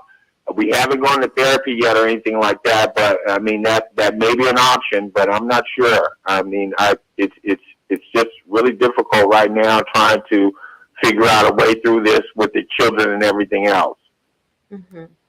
That's a great question. I'm sure, again, you're not alone. And, you know, being in a marriage, because marriage is work. Listen, it's not like a regular relationship. Marriage is a deep commitment, and it requires a lot of work, a lot of selflessness, and a lot of compromise. And kudos to you for your 10 years of marriage. And I'm sure you've had your ups and your downs, right? And so it sounds like even in you're having some experiences where you maybe experience a kind of a moment in time in your marriage where it's not so great, right? And so I say to you that, you know, listen, if you're married for 10 years, you know, I'm sure you and your wife have grown, right? You're evolving. You're two different people. So you're growing, your mindset starts to change about different things, your perspectives change because you're evolving. What happens sometimes, one partner may evolve at a different way than another person, right? Doesn't mean that you guys aren't compatible. You just have to begin to talk about these things, right? I think what happens is when you're in the marriage for that long a period of time, I think, and you're hitting, let's say, roadblocks or hitting the wall, it's important to perhaps seek counseling because somebody aren't getting their needs met. Now, I don't know what those may be, but oftentimes when there's friction in the marriage, someone isn't getting their needs met. And oftentimes when our emotions are involved and you've been married for such a long time, it's easy to shut down, just kind of avoid it and feel like I don't feel like being bothered. However, people tend to, I guess, cope with tension in the marriage. Because at the end of the day, you know, you're still together. You have kids, and kids adds another mix to the situation, right? So it's definitely important to have just have a heart to heart with your wife and say, listen, and be honest. You have to be honest with ourselves and try. I'm speaking from experience. We have to learn to be honest with ourselves in terms of how we're really feeling. Because like I said, we're individuals coming trying to make something work. And if you're having some feelings, you have to acknowledge that within yourself, saying, hey, I'm not happy. Right. And it may be hard to say that to the spouse or for your wife to say that. And it may be hard to hear, but we have to hear and be like, all right, so what do we do to move forward? How do we get back to a place of happy? Right. Or how do we go to a place of happy? Right. So Ted, did that help you any? Or go ahead, Ted. What do you want to say? Yeah, it kind of did, but I mean, she's always asking these days, like, I need space, I want space, and but we're married, and it's difficult for me to hear I want space, and we're married. You understand that? Wait, Ted, what type of space is she talking about? Like, what do you mean space? Yeah.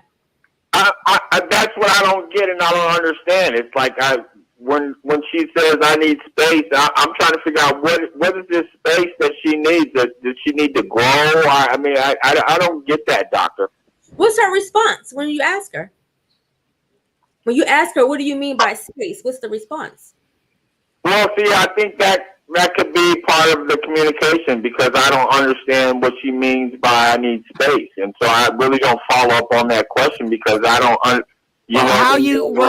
but Ted, you got to follow up on a question. That you got to be like, what do you mean by space? Do you mean you need to go out and hang out with some friends? Do you need space as in you need to go live with your mom or go like what? You got to ask the question.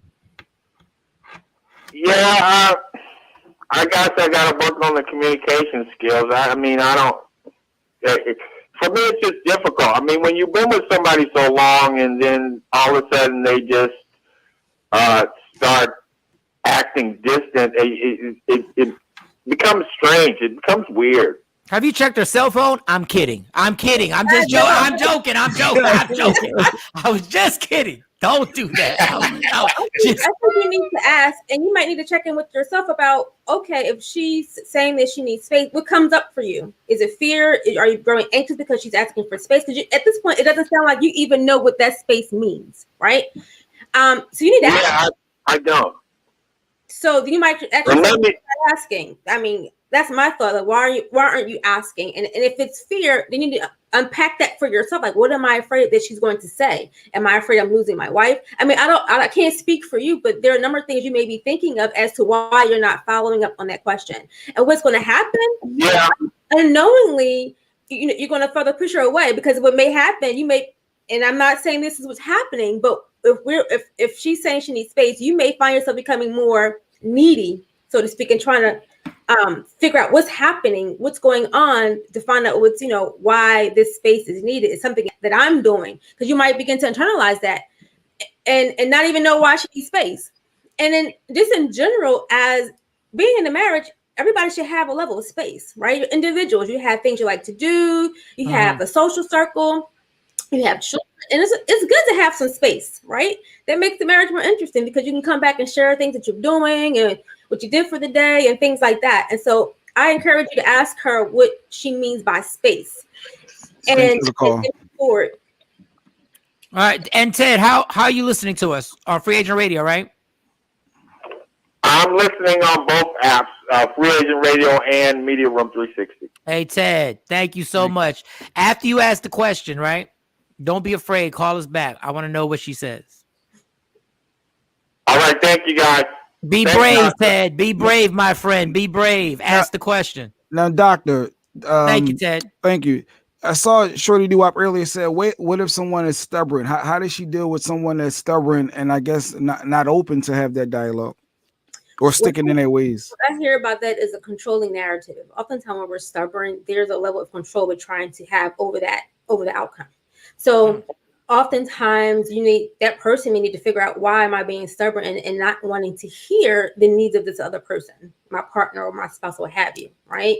So if I give a little, what does that then mean for me? So again, that's a narrative of control. That's there for surfacing. And so how to manage that, I will flip the question and say, okay, so how do you think we can work this out? Whatever the question may be, flip it and say, okay, so what do you suggest we do in this situation? And then let them answer.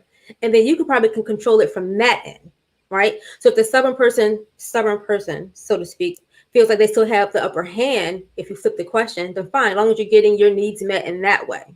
You follow me? It doesn't make sense to go head to head with someone who's stubborn, because they're not going to hear you. They may shut down and further dig their feet in the sand.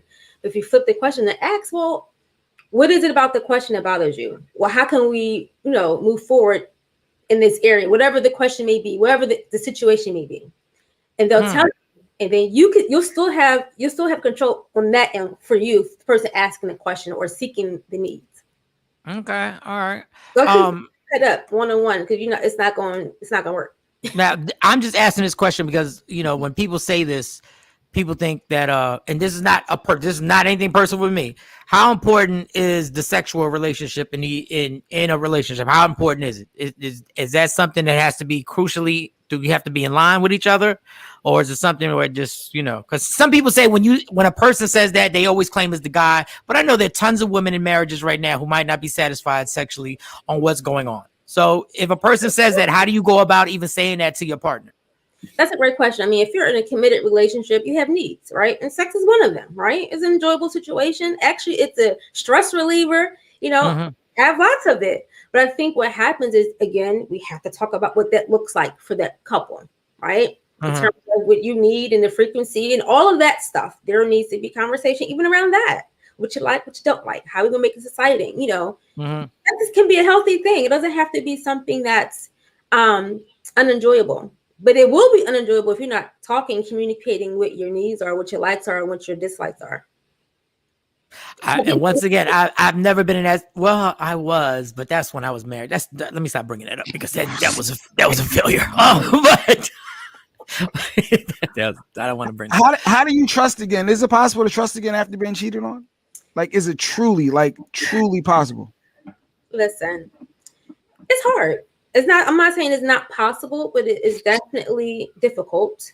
depending on what the infraction has been, cheating once, multiple times, it depends. Can people work it out? Yes, I definitely believe there is some therapy that needs to take place to get through that, right? There needs to be definitely a level of accountability of the person who committed the infraction to recognize what the impact of their choices has made, but also for the person who have been hurt, they need to really sit with themselves and ask, do I want to stay? Do I want to work this out? Maybe this is too great of an issue for me to bounce back and be okay with that. See, all too often that happens, and we try to say, oh, we can work it out and get back together because maybe on some level we don't want to be alone. We've been together for so long. I love him or I love her, and we go back, and then it happens again. What I always wonder, why is it that we'll have examples like when people say, you know, you can't trust again or you can't forgive, and it's a personal decision, but why is it in public we admire so much that Jay-Z and Beyonce worked it out, and we admire so much that Kobe Bryant and his wife worked through it, and not only did they work through it, they worked through it in a public forum where millions of people knew what happened. Mm-hmm. You know, we're talking about celebrities, and you got people out here who are fans and who are, you know, whatever, and so they don't know the backstory. You don't really see what goes on behind the scenes. You don't know what went down. You just see what they show you, right? Yeah, but in Kobe Bryant, rest in peace, Kobe Bryant. I'm only bringing this up for the subject. In Kobe Bryant's case, we know what happened. Like and Jay-Z made a whole album about what happened. I'm just saying, it seems like a lot of people will see superstars work things out, and we act like they're just not normal people. Like, it can be worked out. Like, there are people who work it out. It can be worked out, absolutely. But again, it goes back to communicating. It goes back to reestablishing your core values as a couple. It goes back to even you as an individual, reassessing with yourself as to, what do I want? Do I want this? Because again, it's not about what that person wants. It's like, you know what? I'm the one hurt. Do I want to go through this? And if the answer is no, then we have to communicate that as well. If the answer is yes, I want to stay, then we have to talk about, what does this look like? What's going to be different? And trust that the road is going to be challenging, because you're going to get the side eye, right? It's going to take time to build that trust. That means when you're talking about, I'm going to go out hang with the boys, you might get that side eye. Or if I'm going to hang out with girls, you might give her the side eye, right? See, I think what happens, we don't realize that when we commit infidelity, sometimes, not all the time, it creates a level of insecurity in your partner. So when you're trying to work it out, they don't feel secure that you're doing what you say you're doing, because the trust is issue, right? Mm-hmm. Dealing with the trust, dealing with their feelings. Sometimes people may internalize the fact that was I not good enough? Why did you cheat? Was something I did? Am I doing enough? I'm not saying all people do that, but there are people who may engage in that internalization of what may have taken place in that relationship. I think you can get through it. I think it has you have to really talk and be honest with yourselves and really evaluate that relationship. Here's another thing I want to know. What are the I got to get the right word for it. Basically, the deal breakers before you get into a serious relationship, before you get into a marriage. What are the things that you guys have to see eye to eye on before you go forth in getting married, or just having somebody move in? Because, you know, a lot of people have moved in and stuff like that. What are the things that you got, like, you can't compromise this? What are some of the things if you don't agree on it, this relationship is going to have problems? I mean, it depends. I mean, we all have different core values, but I think what's important, again, individuals coming together with your own stuff, it needs to be talked about. Like, listen, before we enter in marriage, and first of all, we need to really, I think people need to stop thinking marriage is going to be easy and it's fun. No, marriage is work. Mm-hmm. And are we ready to do the work? Right. All of that stuff, right? And so if someone mentioned the red flag laws, I don't know what the laws mean, but in terms of red flags, we see them all the time, but we may choose to ignore them, thinking, oh, it'll get better, or it's not a big deal at that moment. I think there needs to be conversation before marriage. I think there should be some premarital counseling that takes place before marriage. There needs to be a discussion of what the expectations will be before marriage. I mean, even down to the finances. I mean, we need to talk about stuff, life stuff. Not just married, we're going to a honeymoon and we're going to be great, and then we have, planning the wedding. That's all fun and dandy. You plan for a year, the wedding lasts for an hour or two, and you have a whole life to deal with. We have to talk about all these things before you really, seal the deal, if you will, in marriage. Okay. How idea of raising kids, your style of parenting. I mean, all these, and even your sexual health history. I think we don't have the conversation enough when we hook up with people. Right. What was your sex life like? Your health meaning? Are you bringing something into this marriage that I need to be aware of? I mean, some hard questions. Like a former STD, you asked that question. Hey, have you ever had any STDs? I mean, hopefully before marriage, you've already had that conversation in that relationship when you're courting. These are conversations that we don't have until after the fact. You're like, oh, well, yeah, you would have known had you had these conversations prior to, engaging. But at that point, when you're becoming married, there's a lot that should have been discussed in that courtship period, right? Right. Just when you get married, now you're really making some kind of some hard decisions and conversations about raising kids, finances, where you want to live, and all that stuff. How we moving together when we get married, all that stuff. Yeah. Well, Doc, unless Cam, you got something? No, I'm just taking in the information. I'm taking in. If I've been married 3 times, am I the problem? Yeah. And I say that. wait. You that was quick. That was quick. All jokes aside, I'll say that if you've been married 3 times, you first stop getting married. 2, ask yourself, why aren't these marriages working? Because at this point, you're the common denominator. Like, what am I bringing to the marriage? Am I the toxic one? Am I seeking to fill some kind of void? What am I really looking for? Why can't I stay married to one person? I mean, all these questions should be processed. But that tells me a person who's married 3 times, there are some unhealed, unaddressed issues that exist. Well, damn. Going with the flow of the idea of being married, it's great, and not really wanting to do the work. You get bored. I mean, you probably shouldn't get married then. I mean, I get what you're saying with that. I do get what you're saying, but I think this thing about marriage is that it's so I'll just say it's such an unrealistic thing to figure out that at 23, I chose to be with this woman and we're going to stay together forever. Like, forever is a long time. Now, I know everybody wants to dream and everybody wants to stay with somebody forever.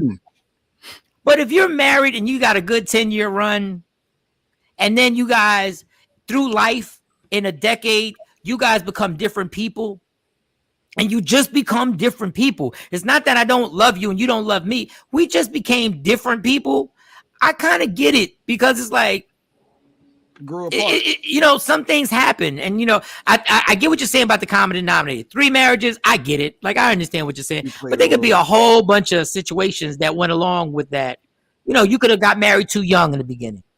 Then you could have, I don't know, maybe you wind up being with somebody who cheated on you. So now you're down with 2 marriages. So now you're really not the common denominator. You just made a bad decision, then you got cheated on, and then you're on the 3rd marriage. Like, I mean, but I get what you're saying. I do understand what you're saying. I think you said, though, you made a bad decision. You got married young, so it's all in your choices. So you need to sit with yourself about the choices you're making. So why is marriage the answer? What are you looking for? Do you know who you are before you enter a marriage? Yeah, and I agree with you once again with that. But choices in life, I mean, Jesus, if I go on all the bad choices I've made in life, like, by mistake, I just, I get it. After the 3rd marriage, I think after the 3rd marriage, you probably, you should ask all those questions that you asked. You should really sit down and ask those questions. It could be people not taking the vow of marriage seriously, and so we don't realize the impact it has on other people's lives. And maybe you're right. Maybe the person was hurt in the course of the marriage, but at the end of the day, it falls back on you. So before you enter into any marriage again, you need to identify what you want and you don't want, and know those are red flags before you enter into a marriage. So if I'm just jumping into marriage, I'm not sitting with the person before marriage and kind of sensing, is this the person I want to be with? It feels good. Yeah. I got Google eyes right now and everything is rosy. So you think it's okay to get married? No, you got to. How you behaving when you get angry? What you like around your friends? You need to do some, do a little checklist. Yeah, that checklist, boy. The checklist you got makes sense. Damn, I know people ain't doing that checklist. Go ahead, Jay. What do you say to people that check cell phones and they just randomly look at a spouse's or a mate's cell phone? Is that more on their person, or are they just trying to make sure that things are on the up and up? It depends. But when I hear the question, first thing came into my mind was trust. Well, do you trust the person? What is it that is causing you to feel like you need to check a person's phone? It could be some insecurity on the person's part. I don't know, just kind of giving kind of this thought, but it could be a number of reasons why. But what comes to my mind is some trust issues and some possible insecurities as to why you're checking. And it depends what you're checking. Maybe they gave him permission to check the phone one time, and so they feel like I can check the phone because this is my husband. I'd be like, maybe for I don't know the dynamic of the relationship. But again, if you're checking cell phones and the other person don't like it, that's a problem. I mean, listen, I get into this stuff because I just think there's a certain point where it's not your phone. It keeps the honest people honest, though, right? No, but it's not your the means to an end doesn't justify it all the time. Mm-hmm. It's not your phone. Like, I can't go through my girl's pocketbook just because I feel like it. Why not? Because it's not my pocketbook. Like, at the end of the day, she's a person. I can't just be like, yo, I'm just going to go through her pocketbook and I'm going to check everything. Like, it's not mine. Like, if you want to ask permission and say, yo, can I check your pocketbook? And now that sounds crazy. Sounds crazy for me. Does that sound crazy if he's expressing his thoughts and asking a legitimate question that he wants to know? Well, my question is then asking yourself, why do I need to check your phone? Why do I need to go in your pocket? What am I looking for? The question really falls back on you. Like, what is motivating you to do that? Why? So no, I don't think the questions are crazy, but the question you should ask yourself, if you're the person checking the cell phones, and if you're the person going through pocketbooks, the question is why? Why are you doing that? Why do you feel led and the need to do that?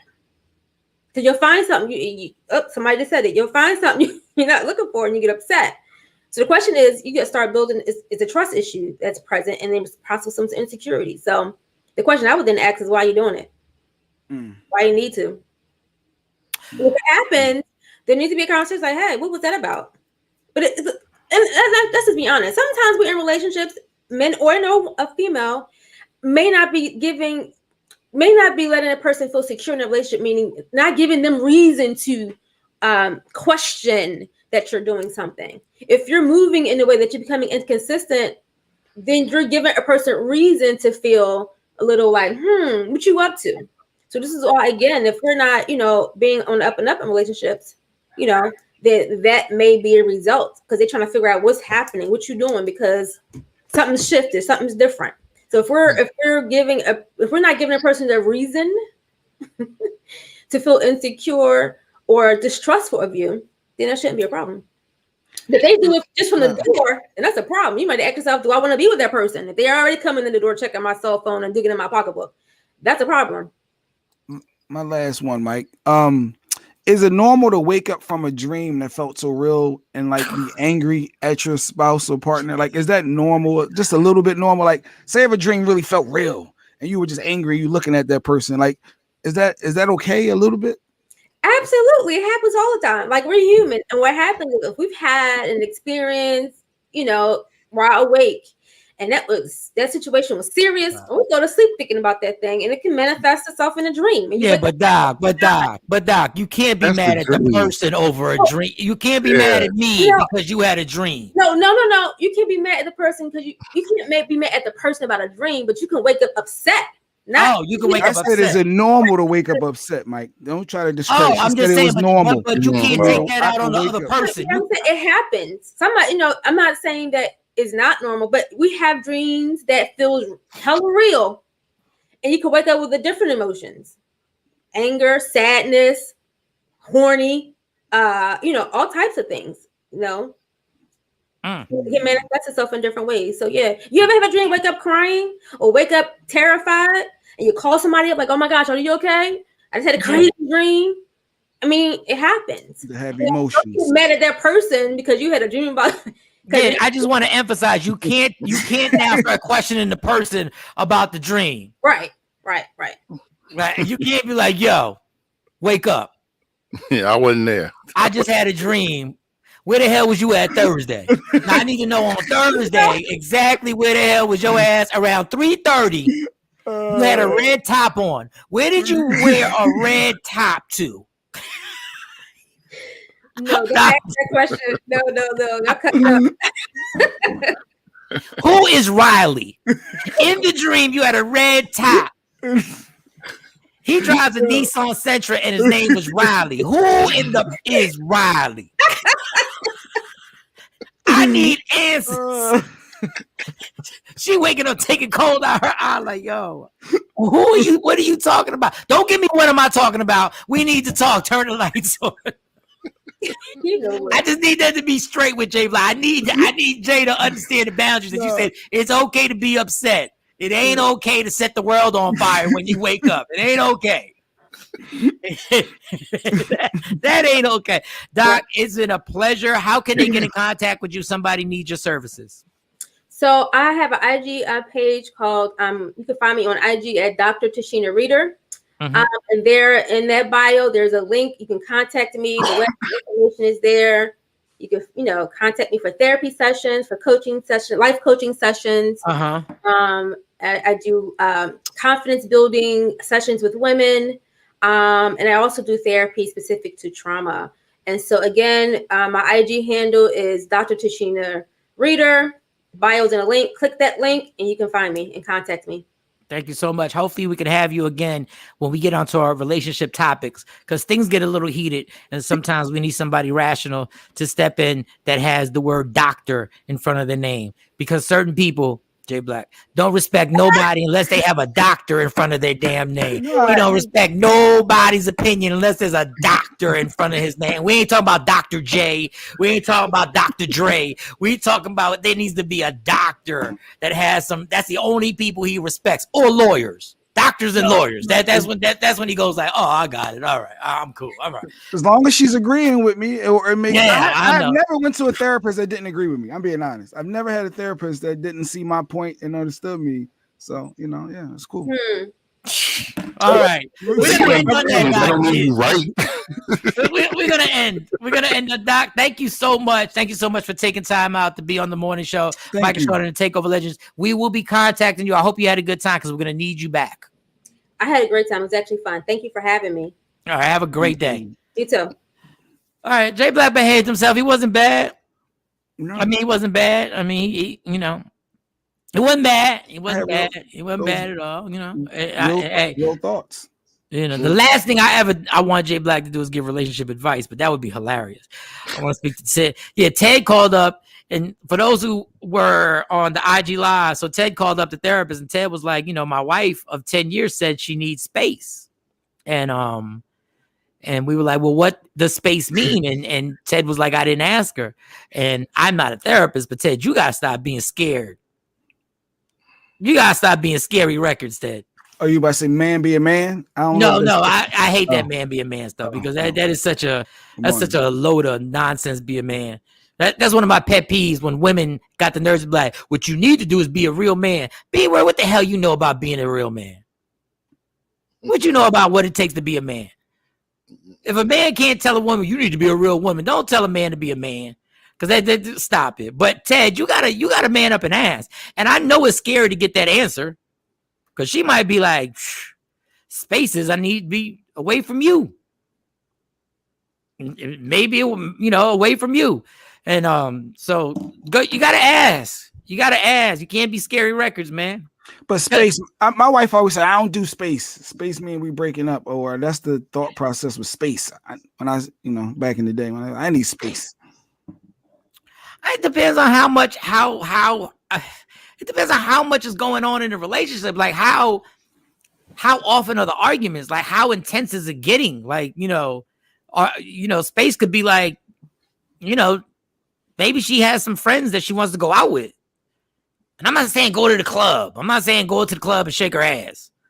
I'm not saying like go, or I'm not saying going. I mean, some people do space and they go on cruises and stuff. I don't know if I can do all that, but you know, she might want to just have conversations with somebody other than us. Nah. I'm not really that great a person to talk to. Oh, I see. Ask Stacy. Stacy will tell you I'm not really a big talker. I'm really not. I'm only. I keep my mouth shut, and then when I open my mouth, I say the wrong thing. So I keep my mouth shut. But that's my answer to that. I keep my mouth effing shut. Like I didn't want to tell the doc. I just keep it shut because listen, at this age, I don't know how else to say stuff anymore. Like I don't know if I should whisper it. Like I don't know if I, you know, I'm not, you know, Jay's more of a talker. Jay wants to do all angles on topics, and he wants to be like, well, you know, I'm not good at it. And as crazy as that sounds, I talk for 4 hours with y'all, and I talk on stage, and I'm not good. Tight shirts. Oh, somebody's requesting my tight shirt song. You know, it's so crazy that y'all requesting a tight shirt song. And I swear, when I was on that radio station, I got it's so amazing. Yeah. Jacqueline, yes, a divorce lawyer. I'll look into bringing a divorce lawyer on, Jacqueline. All right, Dave Burns has a comment. He said, question. My wife always wants to come with me when some guy friends invite me over to hang out with them. One of my guys said that he does the same thing, that so we can prove to them that we're not messing around with other women. And little do you know, she see a bunch of guys and no women in the room. What other way I can say that to her, y'all? Look, man, I misunderstood. Cam, you broke that down. What is he saying, Cam? No, he said he's going every time he goes to his friend's house. He wants to go out and be a guy. She wants to come tag along. So sometimes a guy needs to be a guy. She doesn't need to come. Fall back. No, and she says, and then you know when she sees there's a room full of guys, little do you know she see a bunch of guys and no women in the room. What other way can I say that to her, y'all? There's no other way you can say it and say, listen, I don't know why you keep wanting to come with me to my boys. First of all, when you're the dude who brings your girl to the guy's room, that's never dope. It's never dope. It always. First of all, guys can't be guys now. You look crazy. Now guys can't have guy conversations. Changes the mood. Yep. Changes the mood. That's like you going with her to the salon. Exactly. You don't think your girl be talking that ish at the salon? Well, of course she does. I don't need to be there. Do girls talk trash at the salon? Oh God! Yeah, it goes down. What? She's insecure. Period. Ashley says David's wife is insecure. Wow. I mean, if I'm going to watch the football game, you got to come with me. If I'm going over Cam's house to play PlayStation, you got to come with me. Like, I don't know what to do, except you got to be like, no, I'm going out with my boys. And then she get an attitude. Then what? He want a happy house, so he like, why can't I go? I don't know, man. This FaceTimer, I don't know. FaceTimer you're still gonna look like crazy, but FaceTimer when you're there, I guess. But He's a sucker. He's a sucker, Mike. But Dave, are you asking her to do the same thing? Who's a sucker for what? No, I'm saying that's what we'll say to you. We see you over there FaceTiming. Hey, Stacey, I'm just here with the guys. Here, you see there's no women here. Get out of here. Claudia said, women speak freely everywhere we gather. Believe it. They do. They do. And I don't want to be around it. Because what a group of women don't want to hear is what a real dude has to say about what y'all talking about. And I don't want to ruin your day. I don't want to ruin your day. I don't want to ruin your function. Cam and I talked about this. I had to start telling DJs not to bring their girl or wife to our violated DJ. Like, dog, what are you bringing wifeys to a violated DJ meeting? Or what are we doing? Is she bringing a Serato? Is she gonna spin? Like, what is she doing? She got a playlist. She got a Spotify. Yo, my ex used to go everywhere. Want to go everywhere with me every time. No, you're right about that. Everything. Why did I even know it? Why? I didn't even notice. Everything. Mm-hmm. Yo, you're right. I never even peeped it. That is funny. Well, I was drinking a lot. That wasn't gonna bother me. I was like, all right, well, hey, how you doing? Want a double shot? Hey, what we drinking tonight? Yeah. who we drinking? Don Payne said, got to learn to pick and choose your fights, and that's a fight I'm having. Okay, let's take the word. But y'all, let's take the word. See, this is my problem. Let's take the word fight out. Let's turn it into a discussion. See, this is my issue with myself. Let's turn it into a fight, though. Yeah, the doctor said communicate. You just got to effectively communicate those thoughts, and that's what we struggle with.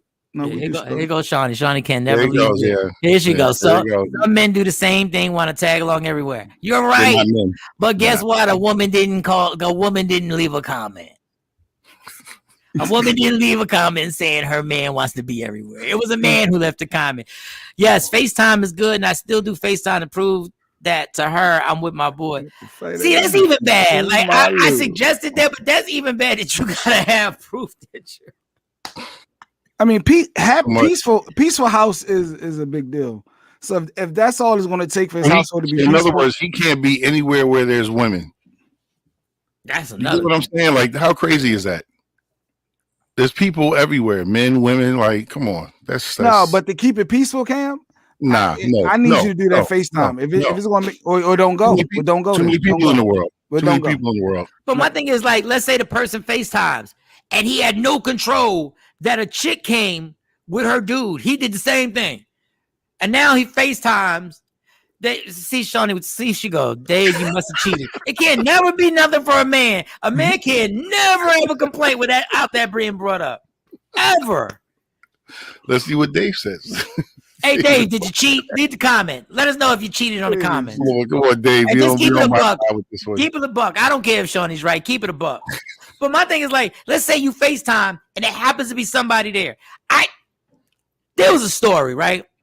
There's a story. A person. It was a person, right? It was a female. And she had shared a story way back in the day. She shared a story. She said her man was so protective that she couldn't go to the gym, right? Because there would be dudes there, right? Okay. So she found this secluded gym. And dudes, he meant black dudes, right? So she found a gym with white people.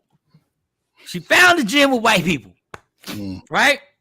He happened to pop up at the gym. She knew the pop-up was coming. She knew it was going to happen. She was cool. She popped up in the gym, and there was one black dude in the gym. And he said, I thought there was no N-words up in here. What you gonna do now? Like, what? There's nothing you can do. You gotta control the world, man. That's BS. Dave said, didn't cheat. Look at that. More reason you shouldn't have to FaceTime. I ain't FaceTiming nobody. But now they're gonna say, well, maybe she's cheating, stupid. And that's what her insecurity. She's throwing her insecurities on him. Yeah, that's what's gonna be next. Y'all just had Dave. Look, realize who you taking advice from. Everybody on here has been divorced, so I'm just giving you warning. Don't be running with this advice and thinking it's absolutely correct.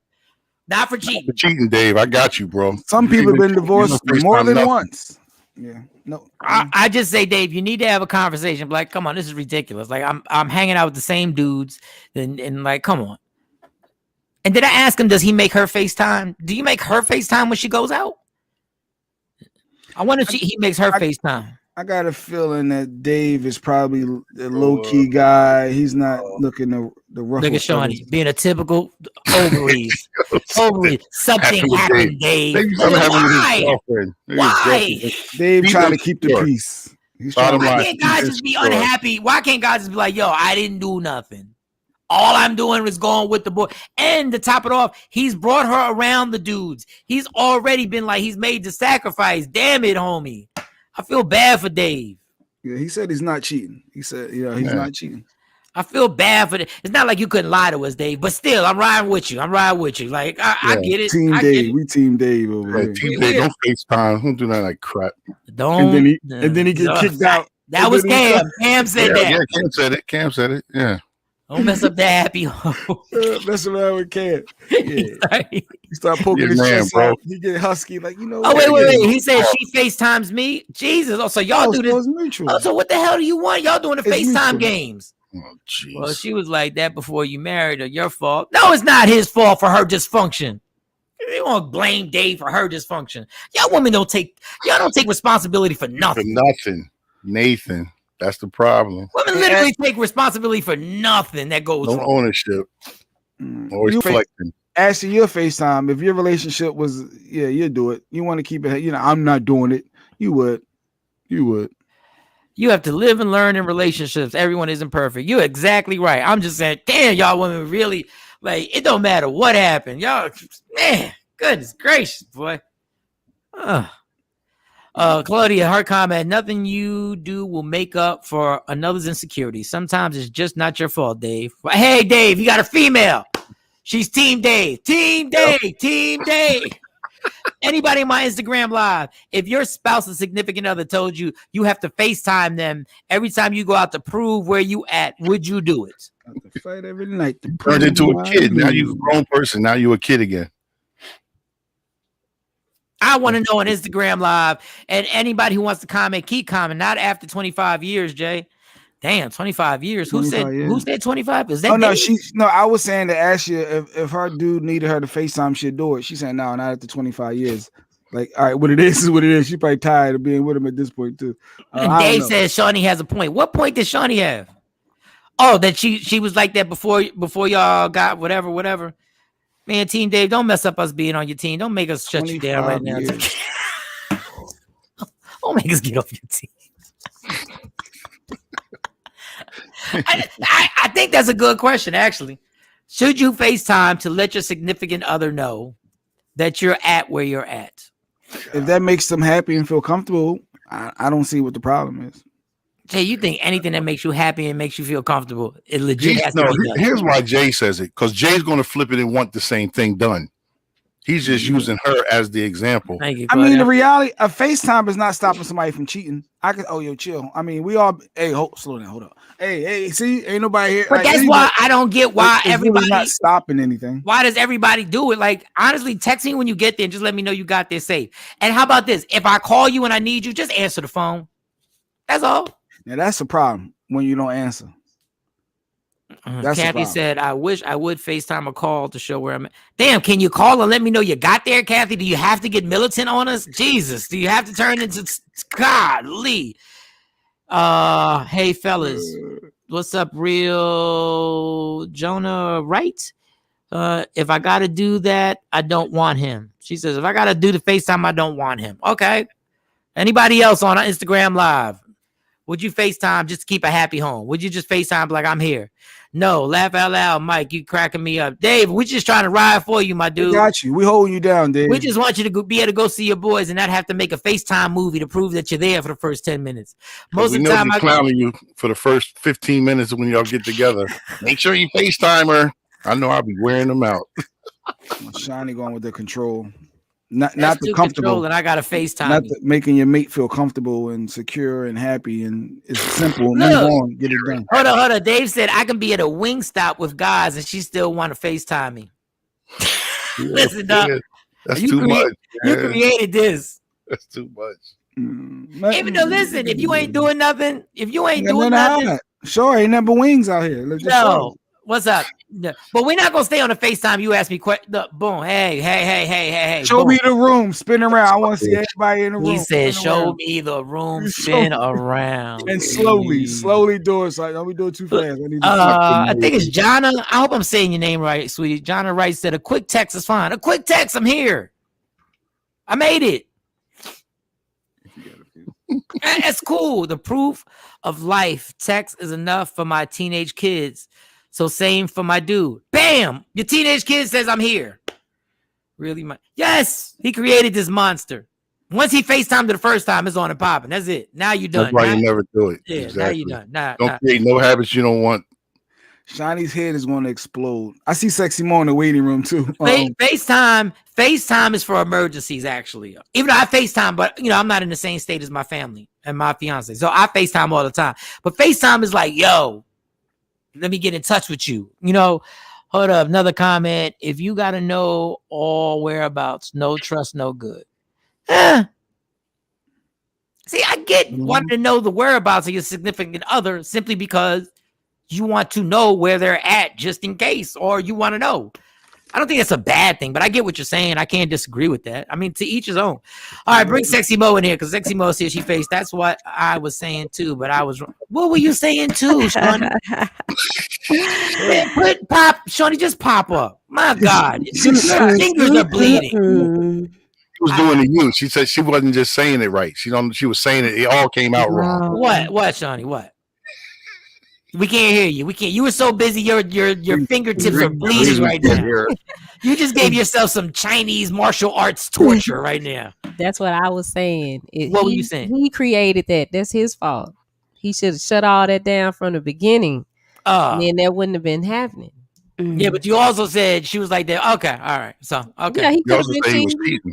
Yeah, something happened. Something, and so he said he wasn't cheating. So if he wasn't cheating, she was like this before they got married, and he just ignored that and thought it was going to go away. My point with you is it's never the woman's fault, right? No, I'm saying she need to get it together. You know, pull yourself together, sis. Get it together.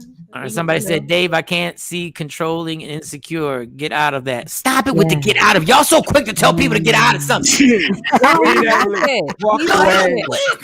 like it. That's why he's staying. I mean, and that's good that you hanging in there, Dave. Dave said he being faithful, so that's good. But if that was me, I'd be out. I'd be out of there. Other than facing nobody. You better than me. Yo, you better than me, yo. You way better than me. You way better than me, yo. There's no way in the world I stay in there. God, y'all gotta be kidding me right now. Let me tell you something. I may not agree with people's advice. I may have different opinions. I will never tell anyone to leave. I don't do that unless there's some physical violence going on. Unless somebody is laying their hands on you or verbally abusing. I'm not telling you to leave and be like, yo, you need to be out of here. Because when you leave, guess who won't be there for you? Me. Right.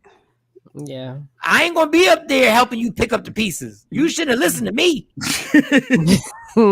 I can't cuddle with you. I'm going home to cuddle my own joint. Yeah. Because I'm not leaving. I'm not leaving my situation. He's going to keep proving that she's wrong. Okay, I get it. He's going to keep proving to her. His life, just for the rest of his life. He's going to keep proving it. That's insecure. That's insecure. That's a you issue, not a me issue. That's insecurity. Well, my thing is, if that's what you guys do, and y'all been doing it, like once again, I listen, man. I'm just telling you, it is a bit much, but either Mike, I agree. Yeah, I actually got 25 years in. That's dope. When you get 25 years, what the hell are you checking anything for? Where are you going if you do find out? It's 25 years. I'm going to the basement. What are you doing? I'm sleeping in the other room. I'm just gonna curse you out for weeks. That it was 25 years. Like, really? I'm gonna take this from the top. Start from day one. Trust and believe it. And if you do leave, you never get married again. Don't go back in them waters. After 25 years, don't even come back. Don't It's hard out here. Come back. It's hard out here. You don't want to date out here now. You don't want to date out here now. You swipe left, it's all bad. Michael Jackson bad. You gotta be kidding me. 25 years, sex ain't even the same. You talking about bills while you having sex. 25 years, everything is just manual. Everything you in manual mode. Every stroke. This light bill real high. To the left. You be kidding me. Y'all both watching Netflix while y'all having sex. Y'all both watching it. Yeah, wait a minute. Be quiet. I can't hear. Good. And guess what? Nobody gets offended. You just go, my bad. Funny. I mean, let me see what they do. Yeah, exactly. 5 years. Jesus. 5 years. You already know at 7:30 on Tuesday y'all doing it. Going to the car and crying, coming back. All right, let's get to these stories. I got a haircut today. I gotta get this. Man, listen. We got a dentist appointment. Yeah, we gotta go. Who got a dentist appointment? I do. I got a cavity to get filled. So yeah. You want them damn cavities? You too grown to be having no damn Yeah. cavities. From all that bacon. Grown It's ass scrapple. man. The only one. What is in your bacon? You got bacon made by Snickers? Like what? You probably have that maple syrup. You got That syrup syrup. involved with his French. With his Oh French yeah, the toast. syrup. Kathy Mhm. says I had a coworker that said if his wife leave him, he coming with her. Yeah, that sounds crazy. But I yeah, after 25 years, but that sounds crazy. Oh man. We in this. There's got to be a bad feeling when somebody leave. Anybody got left in here other than me? Even though I did. You got left. Well, do you know what? The dude I was dating for like a year and a half, I didn't know he was engaged to somebody else and he got married. You missed the signs. You missed all the signs. I was working too much. I ain't paying enough attention. Been there. Wait a second. So how'd you find out he was engaged? Like he broke At up the with beauty you? shop? No, his cousin was doing my hair and his sister was there and the cousin said, "Are you the girl he getting ready to marry?" And I was like, "No, we ain't talking about none of that." So, oops. And so the sister was like, "Well, I didn't want to say nothing." That's a dry snitch. That was a dry snitch. I'm like, "Girl, you hang out with me, you go out of town with me, yeah, what? You couldn't So tell me?" You had this story for how many weeks and you just bringing this up? Like for real? Like I mean, that but is- like the whole family, I was at the family reunion like a couple weeks before that. The whole family. So the whole family was in on this spoof. Like what? And they talking to me. I guess she wasn't there. I don't know. Damn. Yeah, if you went, how is that your fault? If you go to a family reunion, Right. and you don't get any sense of nothing, and they all saying hi, and they know you came with him. Yeah, they knew. My kids were there. Everything. You brought the kids too. Yeah, like they knew my kids, like everything. That's what I'm saying. I was like, well, maybe I work too much. I ain't paying attention enough. He dirty. Good thing you got The out of there. scandal of Go it all. ahead. All right, man. We got to talk more about. Shorty be having some stories. For That's why she hard on. That's why she hard on men. Yeah, that's why she can't stand. She can't stand some damn scrotums.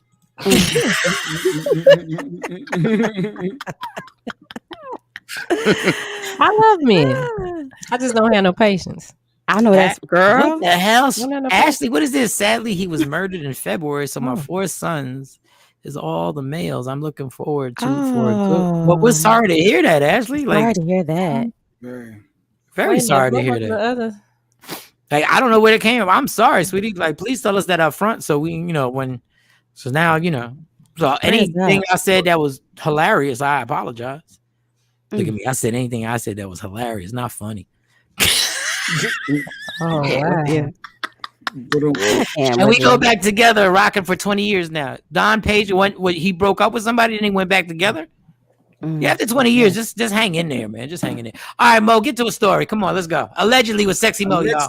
So speaking of couples and marriage, T.I. and Tiny, I hate reporting on them because they're low key one of my favorite couples.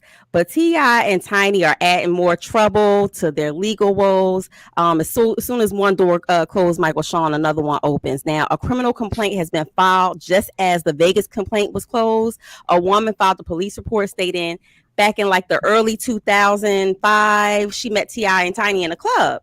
So she said she accepted a drink from Tiny. And they had a little small talk. After that, the couple actually asked them, "Hey, you want to come back to wherever they were staying?" So she claims T.I. persuaded her to go to the bathroom and take a shower with them. She alleged that T.I. led her back to the bed, turned on some porn, and said, "Hey, rub me down with this oil." So then she said Tiny jumped in, added into the little bit of fun. And before she knew it, from the back, she claims that T.I. came from behind and stuck his toes in her vajayjay. Oh, wow. So she goes on to, make allegations against T.I. saying that, hey, T.I. told me, I got to go get a condom. And when he said that, she felt sick. She threw up and she said she just basically woke up. She blacked out, woke up, and she felt sore down there, and it was burning. So the police they taken a statement, of course, because they have to.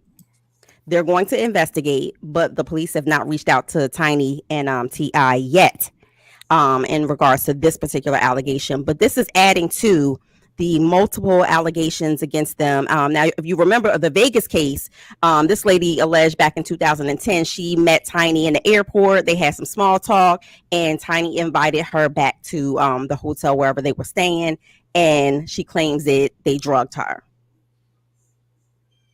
When does the drugging happen? Because she got a drink at the club. The first story. The pattern of most of these women is that they are accepting a drink or they're drinking. Okay. Drinking is involved in all of these cases. They keep saying, "Oh, I had a drink and then I didn't feel right. I had a drink, I woke up." But so some people are weighing in, and some experts are weighing in to say that if you had some type of date rape drug or you've been drugged, how do you recollect all of the particulars of what happened? And that's what I was about to interject and say, how do you get from a club to the house, get into a shower, right, get a toe in your vagina and all that? That don't even I don't even like. I mean, she did go on to say that she had drinks before Tiny allegedly offered her this drink, and she drank with her. So that's another factor in there. She was already drinking, but again, if you're drinking and you've been slipped some type of mind altering drug, how do you remember? And this is from 2005, so how the memory works. When you get into talking about that short-term, long-term memory, sometimes you start to fill in the gaps for yourself. It may not have happened, but it may be real for you. Now, they're no secret to, being very sexual beings. But however, T.I. has said in the media, any type of sexual interactions I've had have always been consensual with any woman. Mm-hmm. So toes in a vajayjay. Okay. Back to that. I'm like, was it the big toe or was it like the first and second? Did he spread them and put like the first two and the last two? That was different. I couldn't imagine being on all fours as a woman, and you think you about to get hit with the vitamin D, and then it's toes. It's a foot. It's a foot. Listen, whatever the ploy is right now.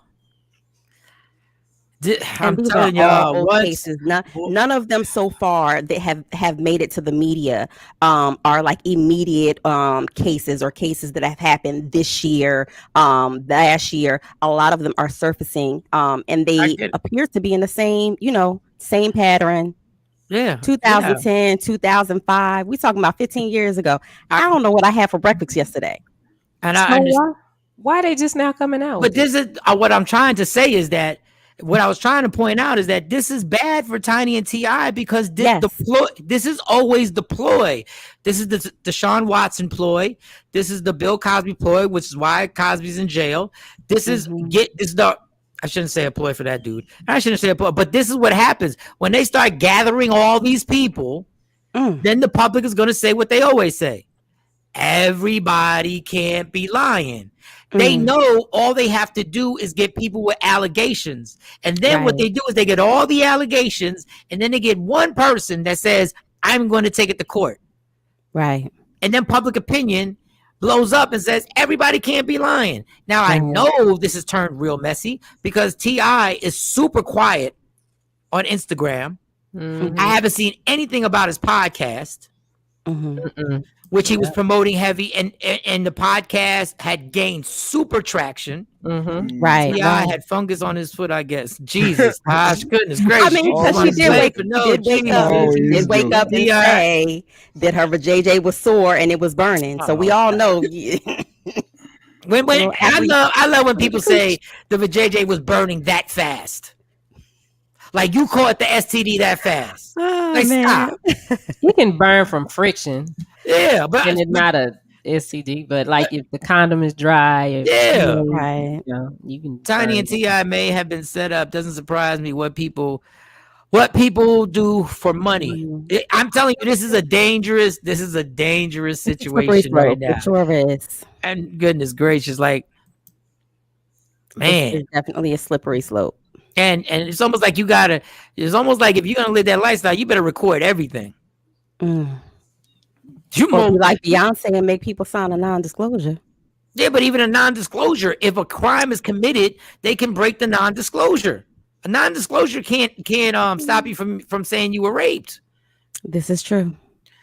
Oh man, I'm not saying everyone can't be raped. It's bad for the brand because the T.I. and Family Hustle brand. That's just bad all the way around. Let me tell you something, Bo. Let me tell you what I don't give a damn about right now is an effing brand because they trying to lock these mother up. I mean, I said all the way around. I mean, it's all the way around, but you have to actually prove. You have, you know what I mean? So these are allegations. And what happens with allegations, I can allege all I want, right? But I have to provide some level of proof. And that's going to be difficult. That's going to be difficult. Now, in civil suits, that's different. You know, a lot of times these attorneys try to bring it to trial first so that they can go ahead and amount and set it up for the civil suit to get the money. So there's one attorney who was actually taking all of the clients or most of the clients on and trying to build a it always is. One lawyer gets it happened to Deshaun Watson. And Todd, I just want to say I didn't say everyone can't be lying. I said that's what the public's gonna say. Everyone can't be lying. I didn't say everyone can't be lying because the fact of the matter, everyone can. If they're put in the right situation and they're organized correctly. That whole thing, everybody can't be lying. You lying out your ass. There's a lot of situations where everybody conspired to lie. You see how OJ got off when he got a certain amount of people that went down to rock out with him. Everybody can lie. Yes, they can. But I'm not saying I didn't say that. That's what everybody's gonna say. So what's your next story? So man, I hope this ain't true. I hope it's not true. I hope I hope people are not just trying to capitalize off of people's lives because, like you said, this definitely turn bad. It's criminal, and they could face jail time. So, hey. Speaking of court, Michael Shawn, I know you're tired of me talking about Tristan Thompson, but he is still in hot water while he's trying to prove that he's not smashing Sydney Chase. He's been placing like a whole legal muzzle on her mouth to try to get her to stop talking about pause to try to not get her to talk about, hey, I have been smashing you while you have been trying to patch things up with Chloe. Don't lie. I have receipts. And she's still pressing forward past that cease and desist that he put out. But he's actually seeking a default judgment against Kim Alexander, who actually accused him of being, her baby dad. So he keeps saying, no, it's not me. I got paternity tests. And I'm like, okay, bring the receipts. Because what a paternity test, of course, they named the defendants, they named the people involved. But he hasn't proved that yet. He hasn't provided that yet. But he states in a court document, he's a proud, loving father of 2 children. And he feels like Kim Alexander's claims against him have hurt his endorsements because, companies view him as a bad athlete or a troubled athlete. So he acknowledged what company was coming to have you be the face of their company? Now Michael Thompson, what effing company was coming to see your mediocre basketball playing ass to make you the face? Nobody. He ain't on no Wheaties box no time soon. When did Nike offer you your own signature line? When did Nike offer your sneak? Come on, Tristan. Ain't no Tristan Thompson's dropping no time soon. Ain't nobody standing in line. Ain't Jay's. But, this sounds like a momager move. This sounds like, Chris has got something to do with it. Kris Jenner. This sounds like that she's trying to, help cover up the situation. Because, she protects Chloe. She protects her kids. No, I get it. What do you women get out of proving that somebody cheated with you? What do you get out of that? Well, Sydney Chase pulled out them receipts and showed where Chloe DM'd her. She ain't playing. But what does she want? So what does she want? Even if he did cheat with her, what the hell does she want? So she still hasn't stated that. I think that she just wants her. She's tired of Tristan making her out to be a liar. And so since it's hit social media, she feels like she's compelled to respond. She's compelled to defend herself. So you okay with being the one that was smashing him out while he was with Chloe? You okay with that perception?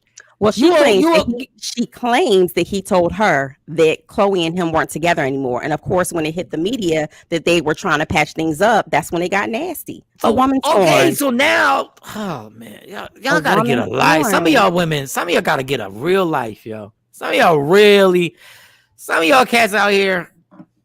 And Tristan, you a dumbass because Tristan just sit up here and keep slinging this, and I just leave Chloe. Well, he ain't no angel because remember his first baby. I know. That whole I just said he'd been slinging it all around constantly. He was a slinger. Go ahead. Wasn't the slinger? Man, Jesus, right, God, Tristan the slinger. This is exactly why. Why you think this? Oh my God. Well, we energy into playing basketball. He'd be an all-star. He'd be an all-star if you put that much energy into it. Yeah. Golly. Well, he's looking, Michael Shawn, to seek he's to collect that $100,000 in libel charges that damages that the judge had granted him. So let's see if he get the money. I doubt that she even got 100 racks. She probably don't even have 10 racks in the bank. And when was the good old days when an athlete had to be a star to be talked about? Remember the good old days when you had to actually be a star? Well, dating having a baby by Chloe has kind of like up his status. It gave him street cred. He's part of the Kardashian clan now. Remember there was a time when your mom had to know the athlete's name in order for us to care about the athlete. Like my mom would know Michael Jordan. My mom don't know no damn Tristan Thompson. Like we don't know him. Chloe baby father. That's what that's what everybody, Chloe baby father. Nobody really knew him for sports. God. Until he started dating Chloe. All right, well, next door, please. Just come on. Just Tristan Thompson. God. Well, I'm sorry. I'm so sorry. It seems like and he's worth probably like 70 million, so I'm not downplaying his pockets. Oh no, he got money in the bank. Amount of money for real. He definitely got money. This guy, Tristan the Slanger. That's gonna be his new name. He's just slanging it everywhere. Tristan the Slanger. All right, go ahead. What's next door? So, Michael Shawn, apologies. Everybody's saying sorry these days, and Joe Budden is no stranger. Right now, he's giving me the whole political apology, come off right now. He has, come out and said that he's taken, a formal apology on behalf of himself and the network that he works for, that he's on, that his podcast was on, for, saying sexually suggestive things on air to DJ Olivia Pope. Now, out of this, he has, of course, made on-air remarks. He said, as a podcaster, it's my job to address topics and create dialogue around them. And we all get it, right? But he said, I didn't handle the topics with sensitivity or the sensitivity they deserve. So, he's backpedaling. It sounds very structured. That sounds like a PR apology. Just because his podcast is not on now doesn't mean that he's not trying to set up his next situation. So he's doing damage control. Got it. Go ahead. So, of course, Olivia, she has spoken out. She said the experience has been very traumatic and at best embarrassing. And she said the only reason why she continued on that particular episode was because she was just trying to not kill the vibe of the show. And so she said she just kind of ate the comments and ate how he kept coming at her. So that, just for the sake of the show, which, we've all been there in a situation, whether it was professional or personal, where we kind of laugh things off that have made us uncomfortable. So, I'm pretty sure that she's going to sue the network, especially since Joe Budden has come out and formally apologized and put the network in his apology. Look, I saw the video. Y'all can get mad at me. I saw all the clips. Mm-hmm. And so what they have done is they've actually, now they're removing, he said they're going to remove them from all social platforms. But I don't know how he's going to do that because people screenshot, they record, repost. I mean, what are you going to do? Have the post police every day, all day, looking for that particular clip? It's impossible. Okay. I saw all the clips. I don't even get this shit. I saw all the clips. Mm-hmm. I saw people giggling. Mm-hmm. They got into this thing. He called it a B word in the funniest way. And then they got into a whole conversation how a gay guy can call her the B word, but he can't call her the B word. He didn't even say like B. It was like, if you don't just press the button B, and they giggled and they were like, did you call her a B? And now now this whole thing is like a gay guy can call you a B, but a straight guy can't call you a B. And then they showed the other clip. I just don't see it. And I saw all the people going in. I'm not even. She did say off air that, that he has made, inappropriate comments and suggestive nature to her as well. So I think it's a combination of everything. Again, it's about how it made her feel, or how she's saying it made her feel at the time of why she's, pressing forward with this. And this is going to be the problem. When a dude doesn't want to have women on his podcast, then he's going to get in trouble for that. Yeah. When he's scared that he might say something to offend them, then they're going to slay him for he doesn't have women on his podcast. Yeah, I'm telling you, when I watched the video, I would have gotten in trouble the same way. I didn't even see any tension at all.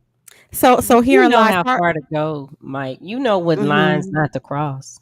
No, when I'm telling you, when he said bitch, when y'all watch it, I've said it like that to women who I've worked with. Like, if I just want y'all to watch the one clip where literally he's not even looking at her. He's like, man, if you don't press the button, man. And all of a sudden he was like, did you call her? He was like, what? He said, yeah, but I'm like, some other stuff was probably going on behind the scenes. Right. I mean, like on here, you done said some stuff to me, but behind the scenes, we have a relationship too. I'm just saying, go ahead. You're not a jerk or an asshole. But how do we know this for sure? Because the video evidence that she's showing us, I don't see it. And now behind the scenes, all I'm saying is this.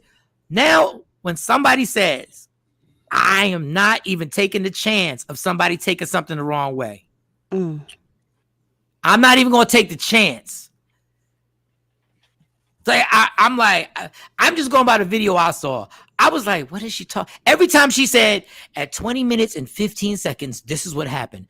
So I was waiting for the video so I can be like, yo, I'm not even a Joe Budden fan. I was waiting to be like, yo, Joe Triple can't wait to see it. And then I said, okay, maybe not one. The next one. And then she went to 20 minutes and some like 25 minutes. And she played it.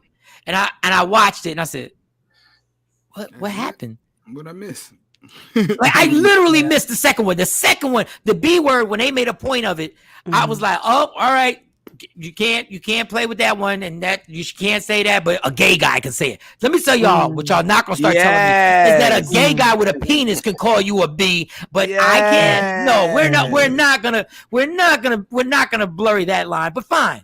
I said I got that one. It was the second one that I still don't know what she was mad at.